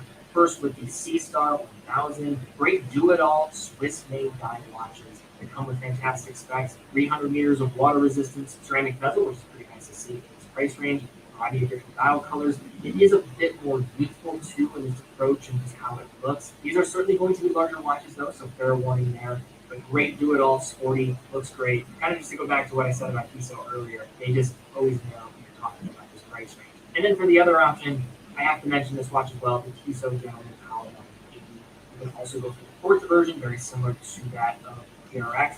Not really making any compromises other than just the movement. So if you don't care about the mechanical elements within, then you're not going to have to worry about that. The great thing about the Powermatic 80 is I would say is going to be the most versatile of maybe any of the watches on this list. You're getting 100 meters of water resistance. It's sporty with some of the polished elements, with the brushed elements, but also is more dressy compared to something like the Hamilton Khaki or even the PRX or even the Seiko Alchemist. Also, the movement on the inside is going to be an elevated Powermatic 80. It's not the base Powermatic 80. So you're getting that silicium hairspring on the inside, on shock resistance, also getting a lot of the same benefits that come from the Powermatic 80. Now for our last segment, we have postgraduate, where I almost want to say graduation watch, because many people I find in this range are trying to mark the occasion and accomplishment of getting through school completely and starting their career finally after all of that higher education. So with that being the context here, I'm going to look at this a bit differently because this is just as much an investment into what you're doing currently, as well as marking the occasion and looking ahead to the future, a watch that you can have maybe for your entire life. And with this being the case, this is going to be the highest end of the segment that we're looking at. I know everybody's situation is different when it comes to money. I'm very conscious of that and understand it, but just wanted to kind of create a variety of different options here. Now, a brand that delivers a fantastic product around two brands, have a variety of different options to choose from, primarily from their heritage collection, is going to be Longines. And a model that I have always loved, I think looks fantastic in a variety of situations, is the Longines Heritage Classic Sector. This is a model that I've reviewed on this channel before, and I was just blown away with what it delivered. Beautiful watch. I love a good sector dial. This is one that was probably, with the JLC master control date, was one of the models that was delivering on this trend and making a fantastic end product as a result. Pretty nice wearability of 38.5 millimeters. Can walk the line in both dressy and casual. Water resistance does leave a bit to be desired for a watch that is going to be walking this line, but it makes up for it in other areas. Sapphire crystal getting an automatic L893, which is an ETA A31 501 movement. That's going to be the 64-hour power reserve movement. It's going to be made by ETA for Longines. Going to be operating at that kind of unconventional beat rate of 25,200 vibrations per hour as well. So you're basically getting proprietary movement technology in a price range that is nowhere near the typical price range that comes associated with that type of just perks. And then to piggyback on that, you're also getting a design that I think is going to be as timeless as it comes from a brand that is so rich in its history and heritage. Love this watch for this type of thing. Although a bit different, I think this next brand that we're looking at here is similar in terms of what it is delivering for the price, as well as not having these pretentious tones that sometimes is associated with products that, as you start getting into around $2,000 and up, just become a part of the equation, which I think is not the greatest thing when you're just getting started off in your career. You don't want a watch that draws attention to yourself. You just want a great piece that can just deliver on what you're paying. A great option here for you with the Oris Aquas. Oris as a brand is appreciated but also underappreciated, meaning that I think for enthusiasts, they're just quick to understand what Oris is delivering, but from a mass market perspective, I don't think this brand gets as much play as they should. They're so in line with what the enthusiast wants, and when you're looking at a lot of these bigger brands, and so many lose the pulse on what that means, what really is the driving force for a lot of these brands, just highest affinity clients. Oris doesn't forget that, and there's a reason why the Oris Aquas is the best-selling model for this brand. It really sets the standard for what you got watching the $2,000 price range should be. Well-finished bracelet, integrated, but you're not going to really want anything else besides it because it is fantastic. Solid finishing all throughout. Ceramic bezel, variety of different dial colors, as well as case sizes to choose from. You now also have the Salida options for the Caliber 400 series, depending on what you care and value more. Just make that decision for yourself. But as an entry-level dive watch from an attainable luxury to luxury perspective, of course, Aquas is a great overall choice. Now, I am never a fan of when a company tries to force a product for a particular segment and it just doesn't make any sense. Fortunately here, this product does make sense and is marketed to that particular group of people, which are college graduates or people that are graduating from school and want something to watch the occasion, and that is the Nomos Club Campus. So the Club Campus series is a model family that is that entry door into the world of Nomos. I mean, many people commonly associate the brand with the minimalist style dress pieces that are around that $2,000 price point, but just south of that, you can start getting into the classic Nomos Club series. Club Campus is going to be almost a fun additional take on that club family of watches. A couple of points you're going to see a lot is the reverse California style dials. You'll see some more colorful dial variations, while also getting some different case options as well. You can get the sapphire case back or a solid case back with two options. Engraving, which is a great way to mark the occasion. But for around $1,500 to $2,000, depending on the setup that you go for, these are beautiful. You're also getting an alpha manual movement on the inside, which from a movement finishing standpoint, while also factoring in the idea that Nomos are producing these movements in their facility, despite kind of using the existing architecture as inspiration from the ETA Kazoo 7001. There's a cool backstory about how Nomos navigated this and went this direction because they simply could not get the supply needed for those movements. So they opted to invest millions of dollars to be able to produce this in their facility to stop the challenges that came with producing their watches. Mostly that bottleneck of movements. 100 meters of water resistant sapphire crystal as well to go on top of that. No question, nice versatility here, and the entry door to the great brand.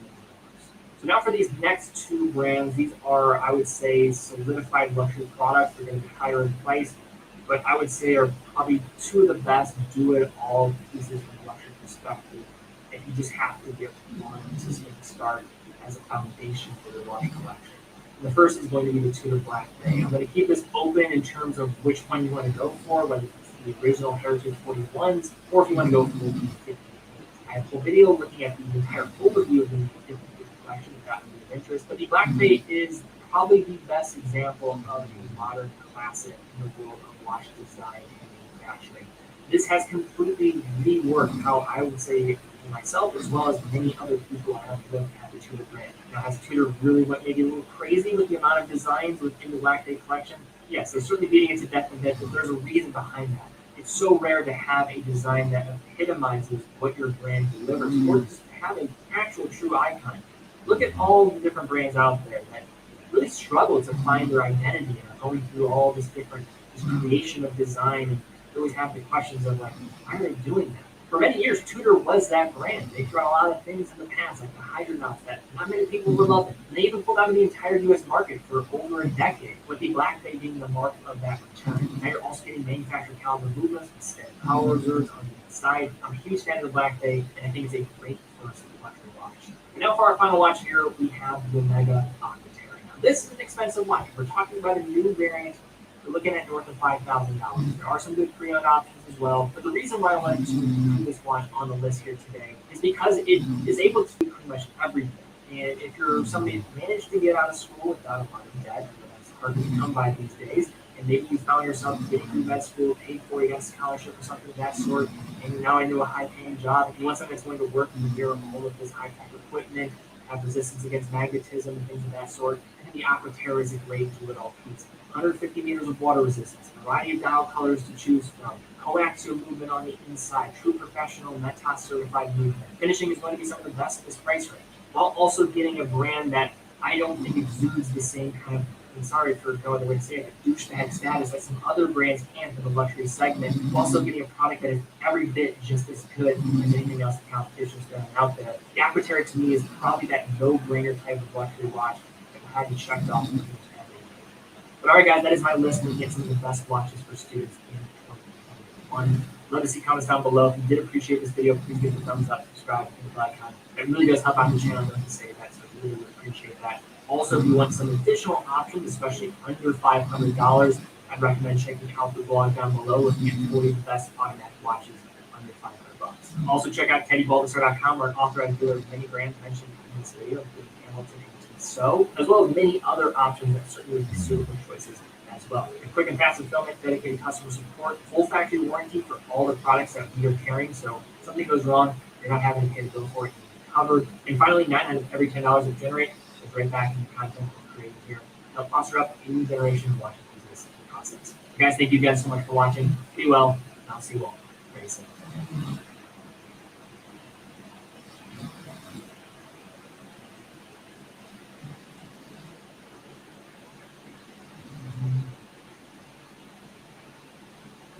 Over the last several years, I've had the opportunity to handle thousands of different watches. And with that experience, I've handled a lot of good watches and honestly some not so good watches. But one fact remains the same is there is usually an objective way of looking at a watch to determine whether or not it's quality. With more people buying watches online and you're just trying to identify what's good versus what's bad, and say you're just getting into watches for the first time, being able to decipher a good watch from a bad watch on the initial onset of looking at something is a bit more difficult than some might expect. So in this video, what we're going to be looking at is 7 different ways to identify a quality watch, going over some common characteristics that I have found in the past. Of course, these are not going to be all telltale signs, but are good things to know about, look for when you're trying to identify a properly made watch.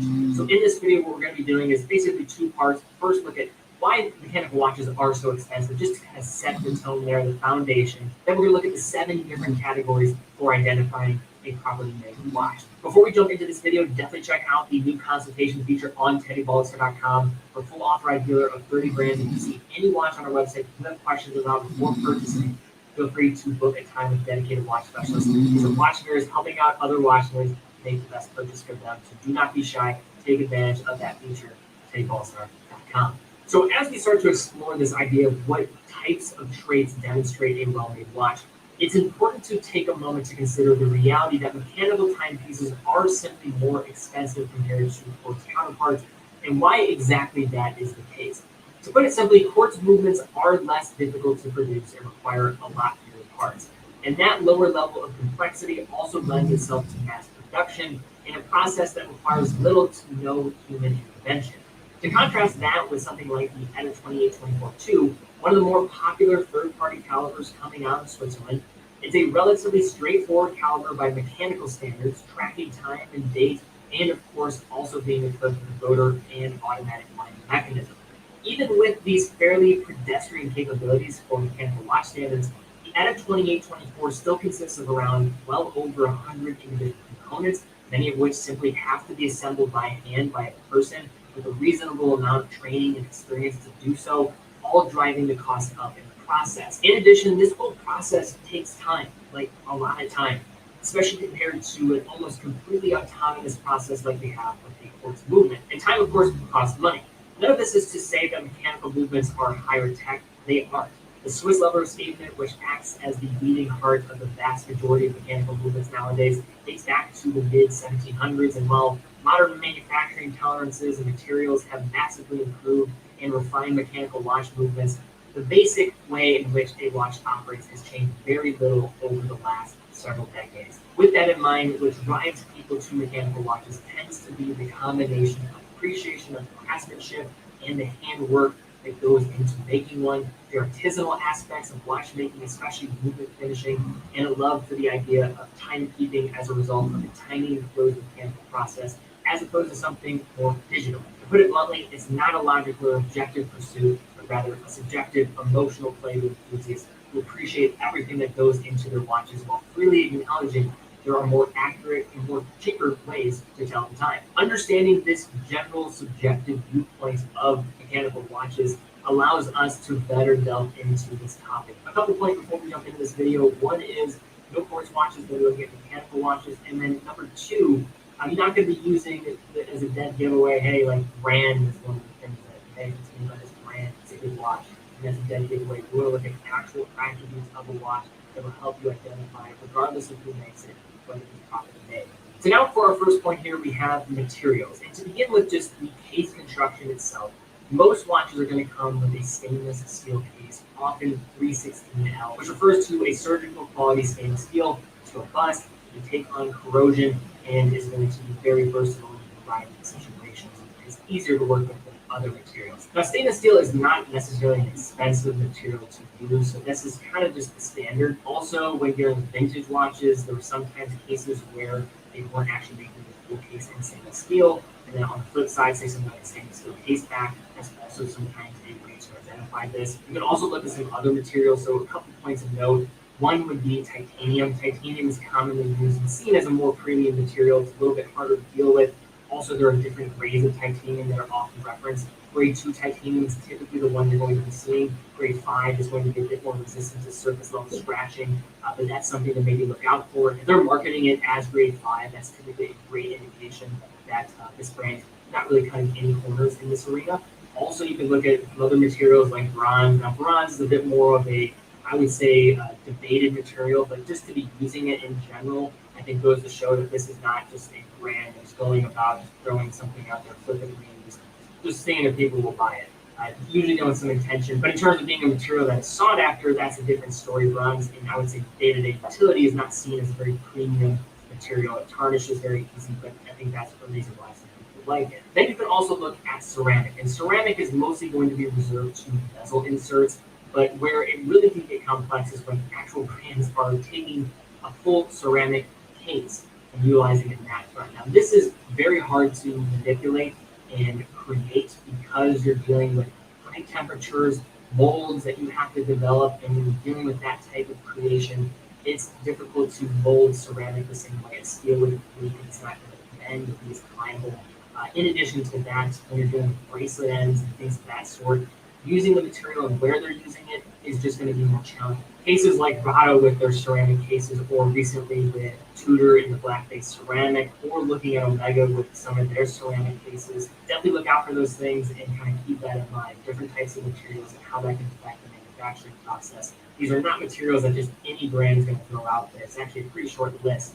They're making that out of ceramic. And then you're moving into gold. Now, gold is a little bit more difficult to understand just because there are different amounts of densities of gold and what is being used. So just understand the basics there. 18 karat gold and above is usually what you want to see here in the actual material being used. In addition, a couple other things to consider for gold is how manufacturers can get around it, either with the look or how it's being executed, is looking at the actual application of it.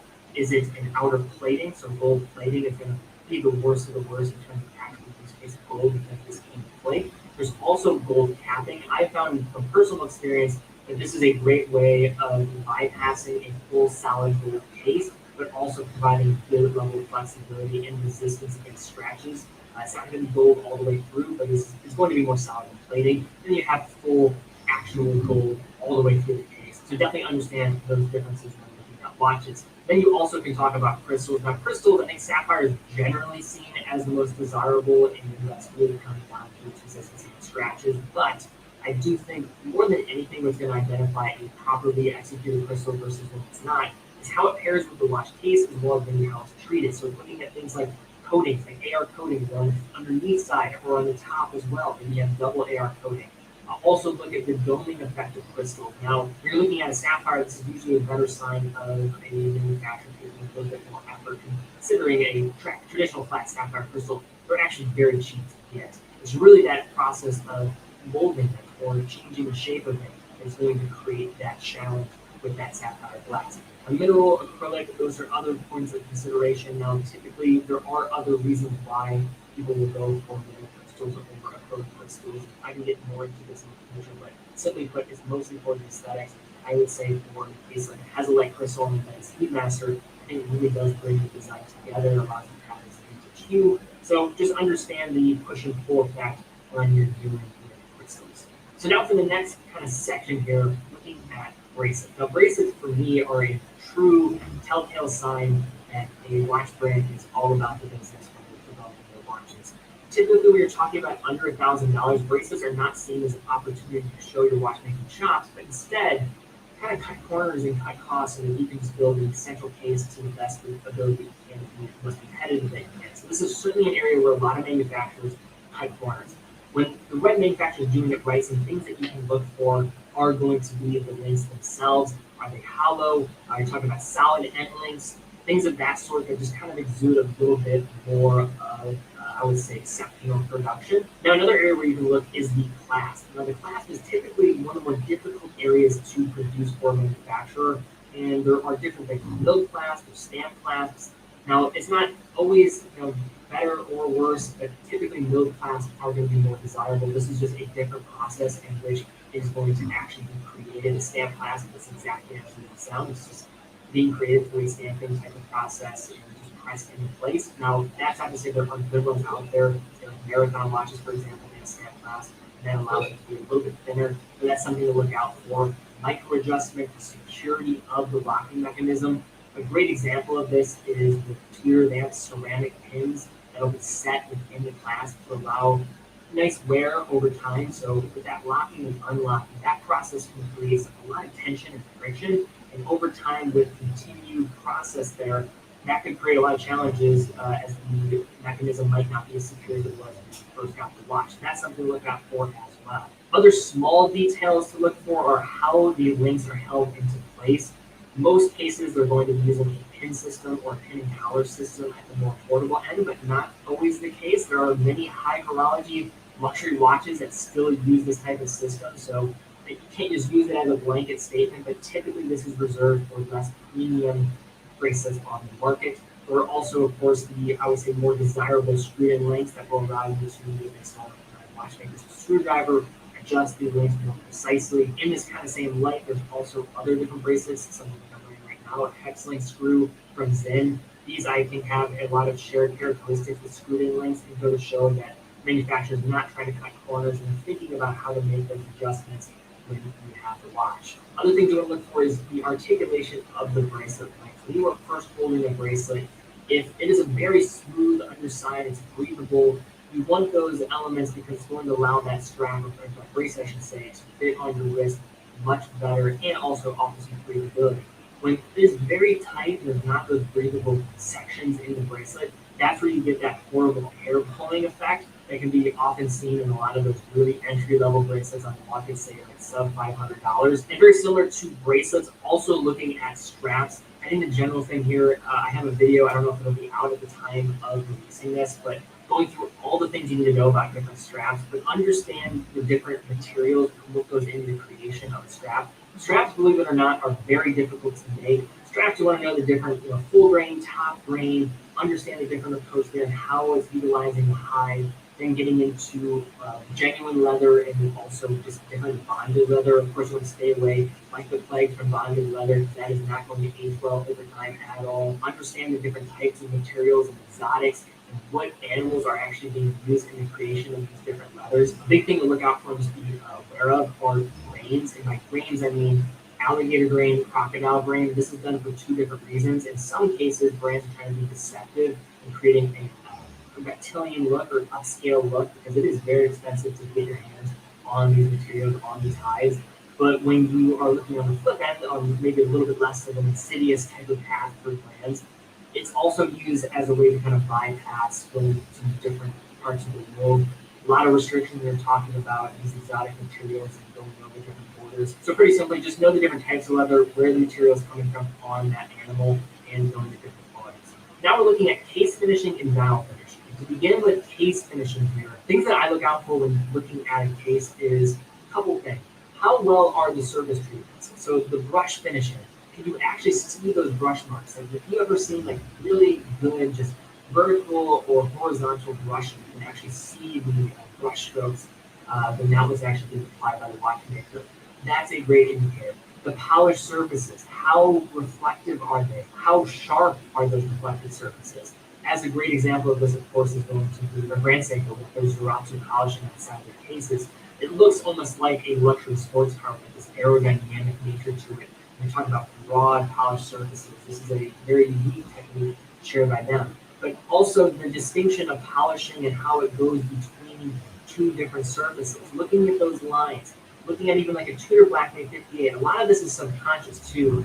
The reason why I think this case is so attractive in many ways, of course, it has its own unique flair, but it's almost that small little hairline bevel, that polished edge along the side of the lug in the case that really allows it to pop just a bit more and it kind of goes unnoticed. Also looking at the Kiso Prx, we're talking about a watch that is $375, but you can look at this watch underneath the macro lens or even with the naked eye and just tell that they didn't cut corners here.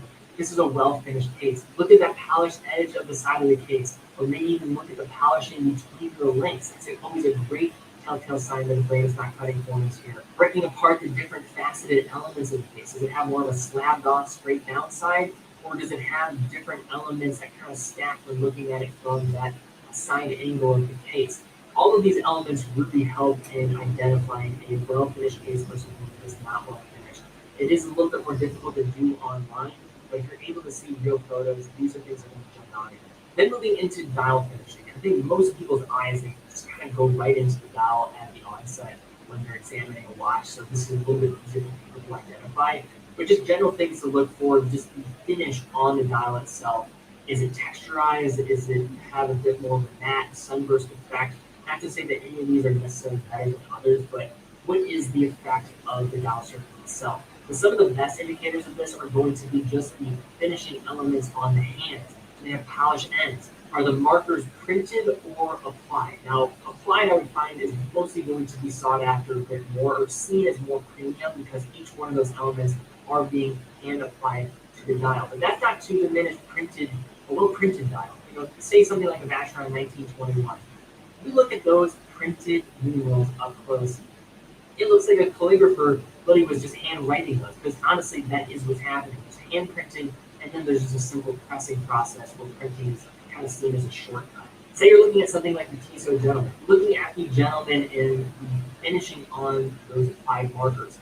You have brush finishing on the tops and then the polished edges on the side, and it really works well with the entire case. You want to create a story with your dial and what you're looking at there. I think this is just such a great opportunity for brands, even at a more affordable end, to show kind of some of their chops. And you look at brands like a Seiko, who does an exceptional job in the more attainable end and making it a well-finished dial. It's a great way to probably set an appropriate kind of standard, or at least where exceptional should be at a more attainable perspective. Another execution you might see when you're talking about applied markers is kind of this cantilevered effect. How are the markers displayed? Say something like the Zenith D5. They're almost set off like little diving boards, cantilevered, kind of creating that really interesting three-dimensional look that sucks the viewer in, and it's something you don't notice right away, but if you have an eye for it, you can identify it. Just think about the manufacturing of that and how that creates much more of a dynamic that brings the eyes in than normal. Other things I look for is just the execution of complications on the dial. I think the best way, if you're talking about it from the attainable end, is a date window. Doesn't look like they just threw a date window in there as an afterthought. And in a lot of cases, that is going to happen because based on the movement that they're using, if they're using a simple third-party movement, a lot of cases what they'll just end up doing is just putting a date on there just because the movement comes with a date. So you can typically tell when manufacturers have that thought process because typically it's just like jammed in there and it doesn't have a lot of thought after that. What I'm looking for here is like outline, maybe more of a stepped approach here, a distinctive separation between that complication and the rest of the dial. A couple other things, Guillot shape, coup de Paris, any dial surface effect that just creates a very entrancing type of approach. And just be careful with some of these different finishes. Not to say that they look bad, but there is hand application of this, and then there's also kind of more pressing technique that you see from this execution. Now it's important to talk about movements as another 4 point. The movements are certainly the most loaded probably topic here when you look at it from a different angle. But just to understand and set expectations, because I think expectations are the key to happiness in many ways. When you're looking at the entry-level mechanical movements, you're going to look at the likes of Yoda, Seiko, as being probably some of the two primary ones in this arena. I have done a complete video looking at the different third-party movements, and it's so important to understand where movements are, who makes what, and the different types that are out there. So I certainly would recommend taking a look at that video. Most of these entry-level options, if you're talking about the Yoda 8000 series movements or Seiko with the 4R series of movements, these are going to be seen typically in watches up to around $500 or so. And then you start transitioning to their higher level movements, going into something like their 6R series from Seiko, and then from Yoda, the 9000 series of calibers that you start going up to around $1,000 if you more. Then when you start getting into that $1,000 price range, there are of course some few exceptions, but this is typically when you start getting into the world of Swiss-made third-party movements, from the likes of ETA, Soprod, Salida, probably number 2 behind ETA, also STP. A lot of different options out there, but those are probably going to be the bigger ones you're going to be aware of. Also offshoots of ETA with other brands like Valju, Mizuno, Unitas. All of those are going to fall underneath that umbrella. And typically those watches are going to come around $1,000 starting price and then transition all the way into around $3,000, $4,000 if you're talking about value movements especially. That's where you're going to probably start seeing a bit more of that. There are going to be many brands that are going to utilize third-party movements even from a luxury perspective as they are reliable. And I don't like a lot of the hate that ETA, Salida, and all these type of brands get in terms of being touted within even more expensive watches. Say we're talking $3,000, $4,000. I think it's absolutely fine. The problem is, I think when you start getting really high up, and when brands aren't delivering anything more as a byproduct of that. So just have realistic expectations here about what is possible. Know the different movements from a third-party perspective, but usually around that $3,000 to $4,000 price range when you're talking about Swiss watches. This is when you're going to start seeing in-house movements.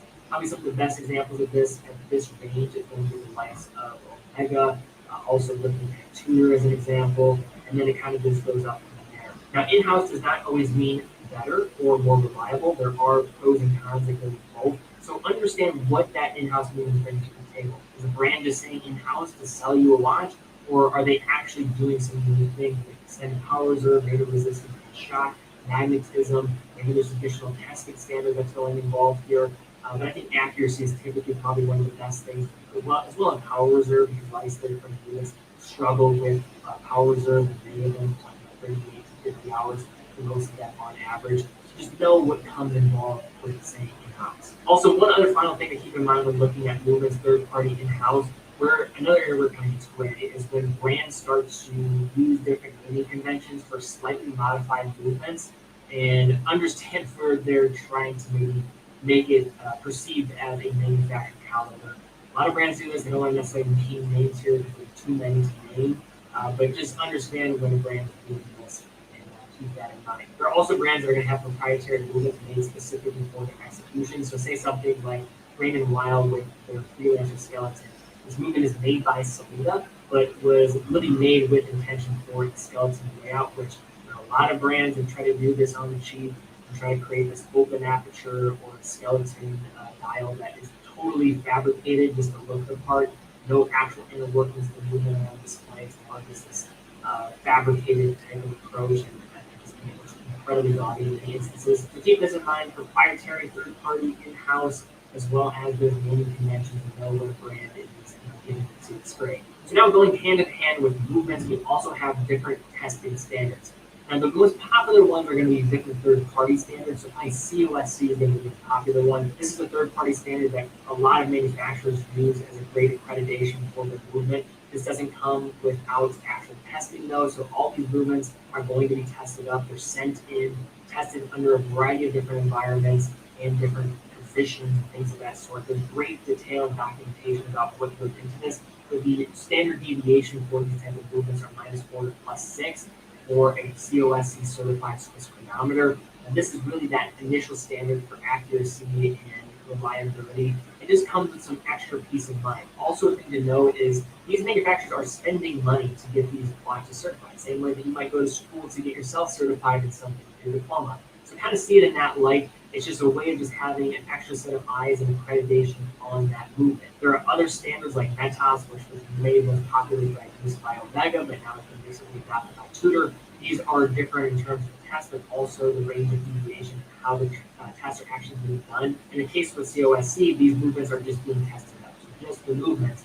When it comes to METAS, they're also testing up the movements cased up within the watches. This idea of testing up the entire watch is also done by Rolex, so this gets into the idea of internal testing standards by brands that are sometimes even more stringent than the third-party testing standards. So in the case of Rolex, they send in their watches to be COSC certified, and then in addition to that, they're also testing up the watches in the facilities, making their movements accurate to -2 so that is certainly, of course, a less range of deviation compared to that of COSC. So keep that in mind.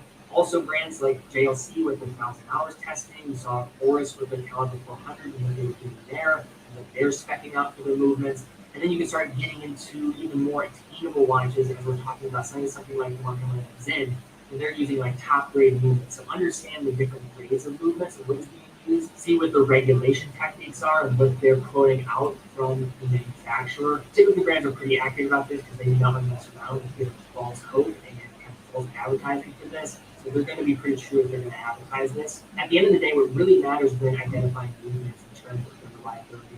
Those third-party testing standards are great to have, but if you know the brand, you know who's going to be pacing it out, regulating it, that is a great indicator, at least knowing that having an expectation of if that movement is going to be operated properly. So next up, we have movement finishing. And one area where a well-made watch can be identified easily is the back of that exposed case back, where you can see exactly what is going on in terms of movement finishing, which is any method to make a watch movement look more visually appealing. For one, any level of additional movement finishing implies a lot more attention going into that watch movement. As watches get more expensive, typically there is more of an artisanal touch that's going to be applied, and finishing becomes a great way of identifying that watchmaker's know-how. So a couple different things and finishing techniques to be aware of. One would be on gouache. This is that polished beveled surface on the edge of the surface. The movement component typically on ridges. Then you have perlage. This is a series of circular patterns which overlap and often cover larger portions of a watch movement, like that of a base plate. Then you also have graining techniques. This is a method of even finding textured appearance, similar to brushing but deeper in a particular direction. It can be circular, linear, or a sunray effect. One of the popular finishing techniques is curvature neb, also referred to as Geneva waves, Geneva stripes. It's a series of parallel lines engraved into a movement surface, either by hand or with a lathe, and in many instances will feature a green in them. Then you also have gluing. So this is a method of heat treatment most often applied to screws, but in some instances also to watch hands. It's going to turn a metal a vibrant blue color while making the surface harder. This is done by actual heat treatment, so just keep in mind that there are brands that are not going to be actually doing that. They're just kind of doing this superficially, but it is a great way to tell when you're watching well made. Then you also have engraving, and this is used to create tack-specific details on the metal of the movement surfaces or case backs. In most cases, it's movement. When you're dealing with third-party movements, really no modifications are going to be made except the rotor of the movement in some instances. So just keep that in mind, kind of set that foundation of what is kind of to be expected, that floor for what is going to be expected from third-party movements, and that will help you probably better identify when you look at something with a little bit more substance. And then finally here we have complications. So if you're not familiar with the complications, basically anything outside of telling the time on the watch. Now, the most common complications are going to be a date complication. I mentioned about how the date is outlined as being a great indicator of maybe seeing something that's done with a bit more intention and a bit more quality. In the case of perpetual calendars, tourbillons, repeaters, I think these are a little bit more obvious that you're dealing with a high-end luxury watch.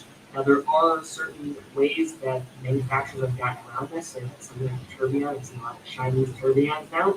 Now, I'm not going to speak about Chinese tourbillons, but typically, if it looks too good to be true, it usually is. We're talking about high-end watch methods, so just kind of keep that in mind. But how I really want to look at this is looking at some more reasonable executions of complications, things like a date with that outline that just looks a little bit more premium. You can also look at something like a power reserve. I think this is a type of complication that isn't so high-end, but when done well, I think it's a great way to show a manufacturer going its way. And then say something like a planar date is a great example of this. Or is doing this very well at $2,000. These are modifications being done to this movement to create a more retrograde type of effect in just display of that date. So creativity at a lower end or execution in terms of quality, those are things to look for. Complications are usually one of those elements that is a little bit easier to identify. Also, you can look at moon phases as being another great kind of consideration. Some ways that manufacturers go around this is they'll have like a moon phase-like approach, but it's really just an AM PM indicator. So look for a true moon phase versus one that is not going to actually be moon phases around the moon. The complications is probably one of the more obvious, I would say, points on this list, but look at like on the more attainable end, how the complication is being executed. Does it look like an afterthought? Or was the complication front and center when they were designing that entire watch? Or were they just doing it simply because the movie deal with it and you know what, whatever, let's just roll with it. But definitely some great examples of brands that do this well versus one that kind of works. All right, guys, and those are the 7 things that I would be aware of and consider when being able to identify a properly made watch. Hopefully this will help you when looking for telltale signs that a watch is well made versus maybe where the manufacturer's cutting corners. This is something that's just kind of a growing list for myself. I've handled like tens of thousands of watches at this point. In the last 5 years, it's kind of insane at this point.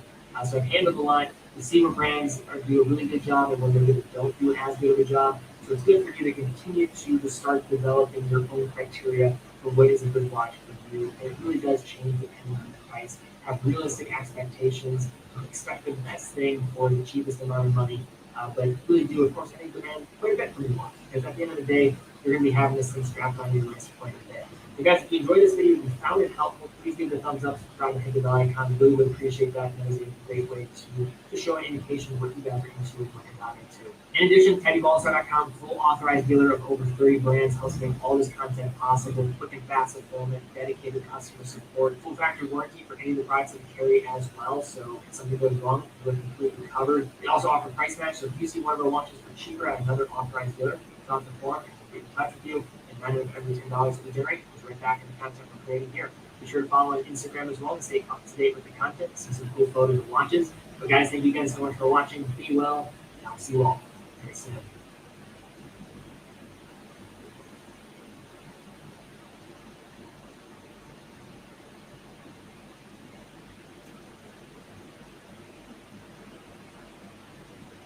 The latest prompt from StreamYard told me that this show will not be recorded onto StreamYard, whatever that means. Ladies and gentlemen, welcome to episode 29 of Wrist Track Week. It's been a month since we last did one of these things. I cannot believe it's been quite a while. I think so much has been going on between then, and we've discussed Hong Kong Phillips auctions, and the last Wrist Track Week we did was all about dress watches. And that was intense. So we'll definitely cover that in more detail as the show continues. Just as I say hi to you in the chat, I want to share this on the screen. This is a watch submission that we're going to chat about at a later stage. And it's a really interesting one. And I thought it would be nice. Maybe I can full screen it for us to have a look at. That makes zero difference. It would be really nice to share this. You can enjoy the balance for a second. And let's get into the chat and say hi. I see Lazy Parasite. Welcome. Raymond, Eric, Blue Shirt, Horror, Mirror, Watch by Design, my goodness, Justin, who else? Lots of chat to you. Eric, Hans, welcome Hans. We're definitely not going to chat about today's disappointment. Justin, Koji, Javier, Neil, and so many more of you. Thank you all for joining in, for being a part of the show, for spending your Saturday on the platform for a bit. We can have a chat, discuss a few bits and pieces, and I see Thomas and Mark, welcome, and Chris, great to have you all here. We are definitely going to banter about all sorts of bizarre and crazy pieces. And the theme of how do you choose your next watch, I want that to be the beginning section of the show at least. So I will pause this and minimize it. We'll definitely get back to it at a later stage. So you at least know done Freak, really cool. And getting into the watches on the show, we have a ton. There's like 130 submissions, I think. And 130 submissions. So it might be a long one. I might have to coast through a couple of them and bring us up to speed. I was a bit lazy this week when it came to arranging things, so you'll find that there are a couple of duplicates here and there, but the beauty is the variety, and there is some really quirky examples for the talk, which should be a good discussion, a good talking point. William, welcome, and the Chidge, and who else am I seeing and missing out here? I don't know. Philip, I think I said hi to you. Okay, and Bobby Legs, I saw a second ago, and Turkey, welcome Turkey Vulture. Long time no see. Okay, so where to begin? The theme of choosing your next watch. I will get to a comment made by Russell. He summed it up very nicely in the beginning. So maybe I can start with that. That'd be a good idea. It's something that's open to interpretation, very much so, and it'll be worth expanding. I'd love to know your thoughts about this after the show, for example, in the comments, whatever you think. This platform, I try to make a place for learning. I don't know how well it works, how successful it is. But when it comes to choosing your next watch, we all have our own perspectives and ideas around how we do it. And some of these pieces that we're going to see are new watches, newly acquired, picked up from ADs, taking a hit from the water, and get back into the chat. Sam Ray, welcome. I see that you've joined us in time. It's fantastic. And Kevin, welcome. Underachieving. Yeah, we're going to have a good time. Just give me a moment to get myself into the driver's seat. The first 20 minutes is just me warming up and getting the throat all prepared. S White, welcome. Vincent. Okay, so how do we even start this talk? The cover photo, let's begin with this. I just love it. I adore it. It's from Dear Artifact. I believe it's Father Artifact's watch. And the watch is just stunning. This Seamaster 300, they are still, I believe, extremely underrated pieces. This is not the James Bond edition, the Spectre edition. This is the standard variant on a Omega NATO by the looks of things. And you can tell there are a few differences when you look at this next to the Spectre model, but even today, I think they deserve a lot of love and praise. Of course, these are super high-res images. So there were some great contenders for the cover photo, but I thought it would be nice to look at this watch just because it's great eye candy, and also it does fall into this category of choosing your next watch quite well. We can discuss further on. Koji, I think I said hi to you. Your watches will be shared in a second. And Bado, welcome. So good having you here. Thank you. Right. So what is on the booze list today? It's the Tamna Bulan again, and a Machu Picchu, Peru, full body. A percolated coffee, which is going to be nice, and the little watch on the screen. I was very lucky a couple of weeks back to pick up a Smith's W10, an original Smith's W10. She's, I would say, a very honest example of one. It's not perfect condition. Those are very hard to come by and cost 3 times the price of this piece. But working like a champion, scratches and all, even patina. And I'll try and get some shots to share. This was taken very hurriedly today. Excuse the dust and the scratches on the crystal and all of that. It's part of the charm and the character. But this, in a way, I wanted to segue into the talk of choosing the next watch. Maybe I can throw a little bit of perspective or opinion around the subject. Most of you probably know now that I am a big fan of this model. I love the Smith's Field watch. It's a classic. This one's from 1970, so it's the last of the last. Great little history behind this too.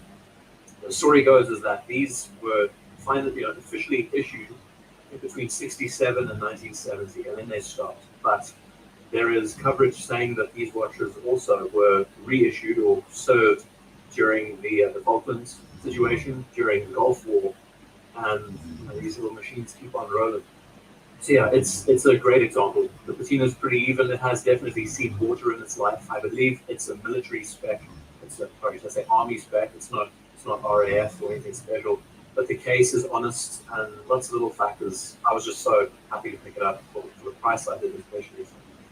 When it comes to deciding on this watch, just let me try and cover that. And I'll get into the chat now while I leave this on the screen for a sec. Oh, there's lots of comments. Andy, welcome. Let me just scroll up a bit. Again, tag me in the chat with a hashtag or an @ symbol, and I'll be able to reach your comment easily. Patrick, Valeria, welcome. Divjan, welcome. Yep. Wish there was a crown guard for this one. We're talking about for Seamaster. Not a bad point. Mezzanine, welcome. Many more I'm missing. Everyone's saying congrats. It was a really great find. I'm chuffed with it. So my first vintage watch, too, I should mention. Samurai says, what do I think of the Christopher Ward Field watch? You know what? The Sandhurst model, they took inspiration from this piece, and it looks brilliant. It really looks brilliant. If you have a Google tab open, look up Christopher Ward Sandhurst. And as far as a mil spec, pencil hands, and all those things, obelisk hands, similar inspirations to this. Looks good shape for a 50-year-old watch, absolutely. So 1970, last of the last. The reason why I chose this at the end of the day is that the design speaks to me. The little factors we can address about the similarities and differences between this and the modern reissue. But I've been looking for one of these for quite a while, and just go where your heart takes you, I guess. In this category, choosing the next watch, it took me a long time. With most watch purchases, it's not an instantaneous thing, which I'm sure we will cover later on in the show. This one's taken a couple of years to decide on and to think more about, internalize that process when you're getting into this. First foray into vintage was chuffed to bits, lazy pack. Yes, I would say I am, yeah. I would say I am. The greatest thing of all is that this was the last officially made in England watch. Afterwards, they didn't have English-made movements. I don't even have a shot of the movement to share with you, but great Nick, cool little piece. And before we get any further in, I want to share what Russell's anything cost. Before we get in further, I want to just share something that Russell mentioned about watch collecting. He has some cool insights. Just drop a 5370 to start the show, why not? So he emailed this to me. I think it was the last submission I saved, and it was like 2 p.m. this afternoon. He thinks that the next watch falls into 4 categories. One is the planned purchase, which is ordered and you have to wait for something, sometimes for quite a while. So the planned purchase that you have to order and wait for. The second is a planned purchase you want, but have to wait for one to come up and jump on it as soon as possible. This might extend down the line. The third is a spur of the moment. You see it and you pick it up. And the fourth is a repurposed existing piece where you modify it with a bracelet or a strap change, which is the cheapest option you mentioned. And I thought this would be a nice little segue talking about, I mean, this is one of the most beautiful chronographs out there of all. I think we can all agree. It is just the epitome, one of our favorite Patek Philippe's in the world, I would say. Right, and carrying on in the chat. I see Chaz is joining us, taking some more water in. Dry mouth again because I'm still snorting, what's it called? Pyrenees. It's antihistamine. Thanks to the hay fever. I just wish Christopher Ward would make their case sizes a bit smaller. This coming from a 7.25. Interesting, RZ. Thanks for that. Watch Puppy, welcome. William, great to have you here. And any more? I see Mooseman. And scrolling still. Again, I'm missing you in the chat, so I'm going to try my absolute best to catch you if I can. Yeah, Dark Star. These are not cheap pieces. This is a really special example. So when it comes to your collecting strategy, are you the person who delays your time when it comes to choosing one, or are you someone who is impulse bought when you think this is just it, just go for it, regret it later, buy it now? Are you the kind that pays more attention to the smaller details, maybe sits on the idea for a while, does their homework before picking up the watch, those kind of things? I would like to know your perspectives. And low figures, people think, oh, is that what's going on? I didn't even know this was a thing. TPG, is he running a live stream at the moment? Yeah, good stuff. I don't know anything about what goes on in the watch community half the time. I try and keep to myself if possible. It's difficult though. It is really difficult. Samurai mentioning the Calatravas are amazing. Don't worry, we're going to see some superb Calatravas later on. There is one of my favorites actually with a Hunter case back. Okay, so what else to share? Next up, we have a submission from Tyler, which I thought was pretty cool. You're going to see his pieces later. This is a shot of the canvas. He said it would be nice to promote your products a little bit. This is a shot of the canvas render that I did a while back. It can be found in the store. The link's in the description if you're interested. But he's wearing the new Submariner. This has a great story behind it too. And I thought it was a nice bit of backplay. There's nothing cooler than having the watch and then having the canvas print in the background, which is a nice talk. And anything else I've missed as far as introduction goes? We've been running now for how long? Almost 15 minutes. Good God, we haven't even started. Okay. Okay, so Tyler, thank you for this. We will get to your pieces later on, since some awesome shots in. Let's start down to earth. These submissions are from Abdul. Abdul R. Watches. He's normally in the chat. He's normally with us. He's a great guy. His feedback is awesome. He shares a lot of good stuff with us. So compared to the last show that we did a month back about dress watches, it was by no means the most, it was the most heavy hitting series of watches we've seen, probably the most expensive collection of watches we've ever seen on a wrist shop week show. And I didn't actually intend it to go that way, but surprisingly it did.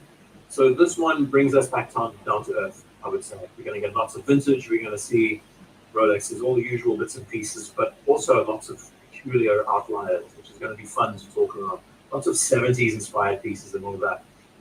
I get a comment from Stephen saying, I tend to sit on it for a bit, although I did buy 2 new Tudors, Silver Black 58 and Chrono Black Dial in 1 week. And we all have those moments of relapse, Stephen. I understand that for sure. Your perfect sentiment has a good sentiment.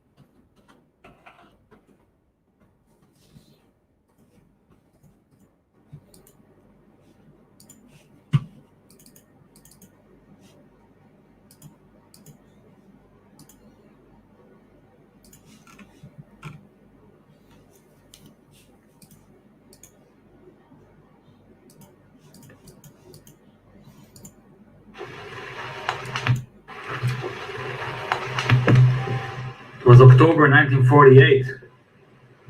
I was sitting on the porch still. Next episode, we'll go deeper and deeper into the mystery of luxurism.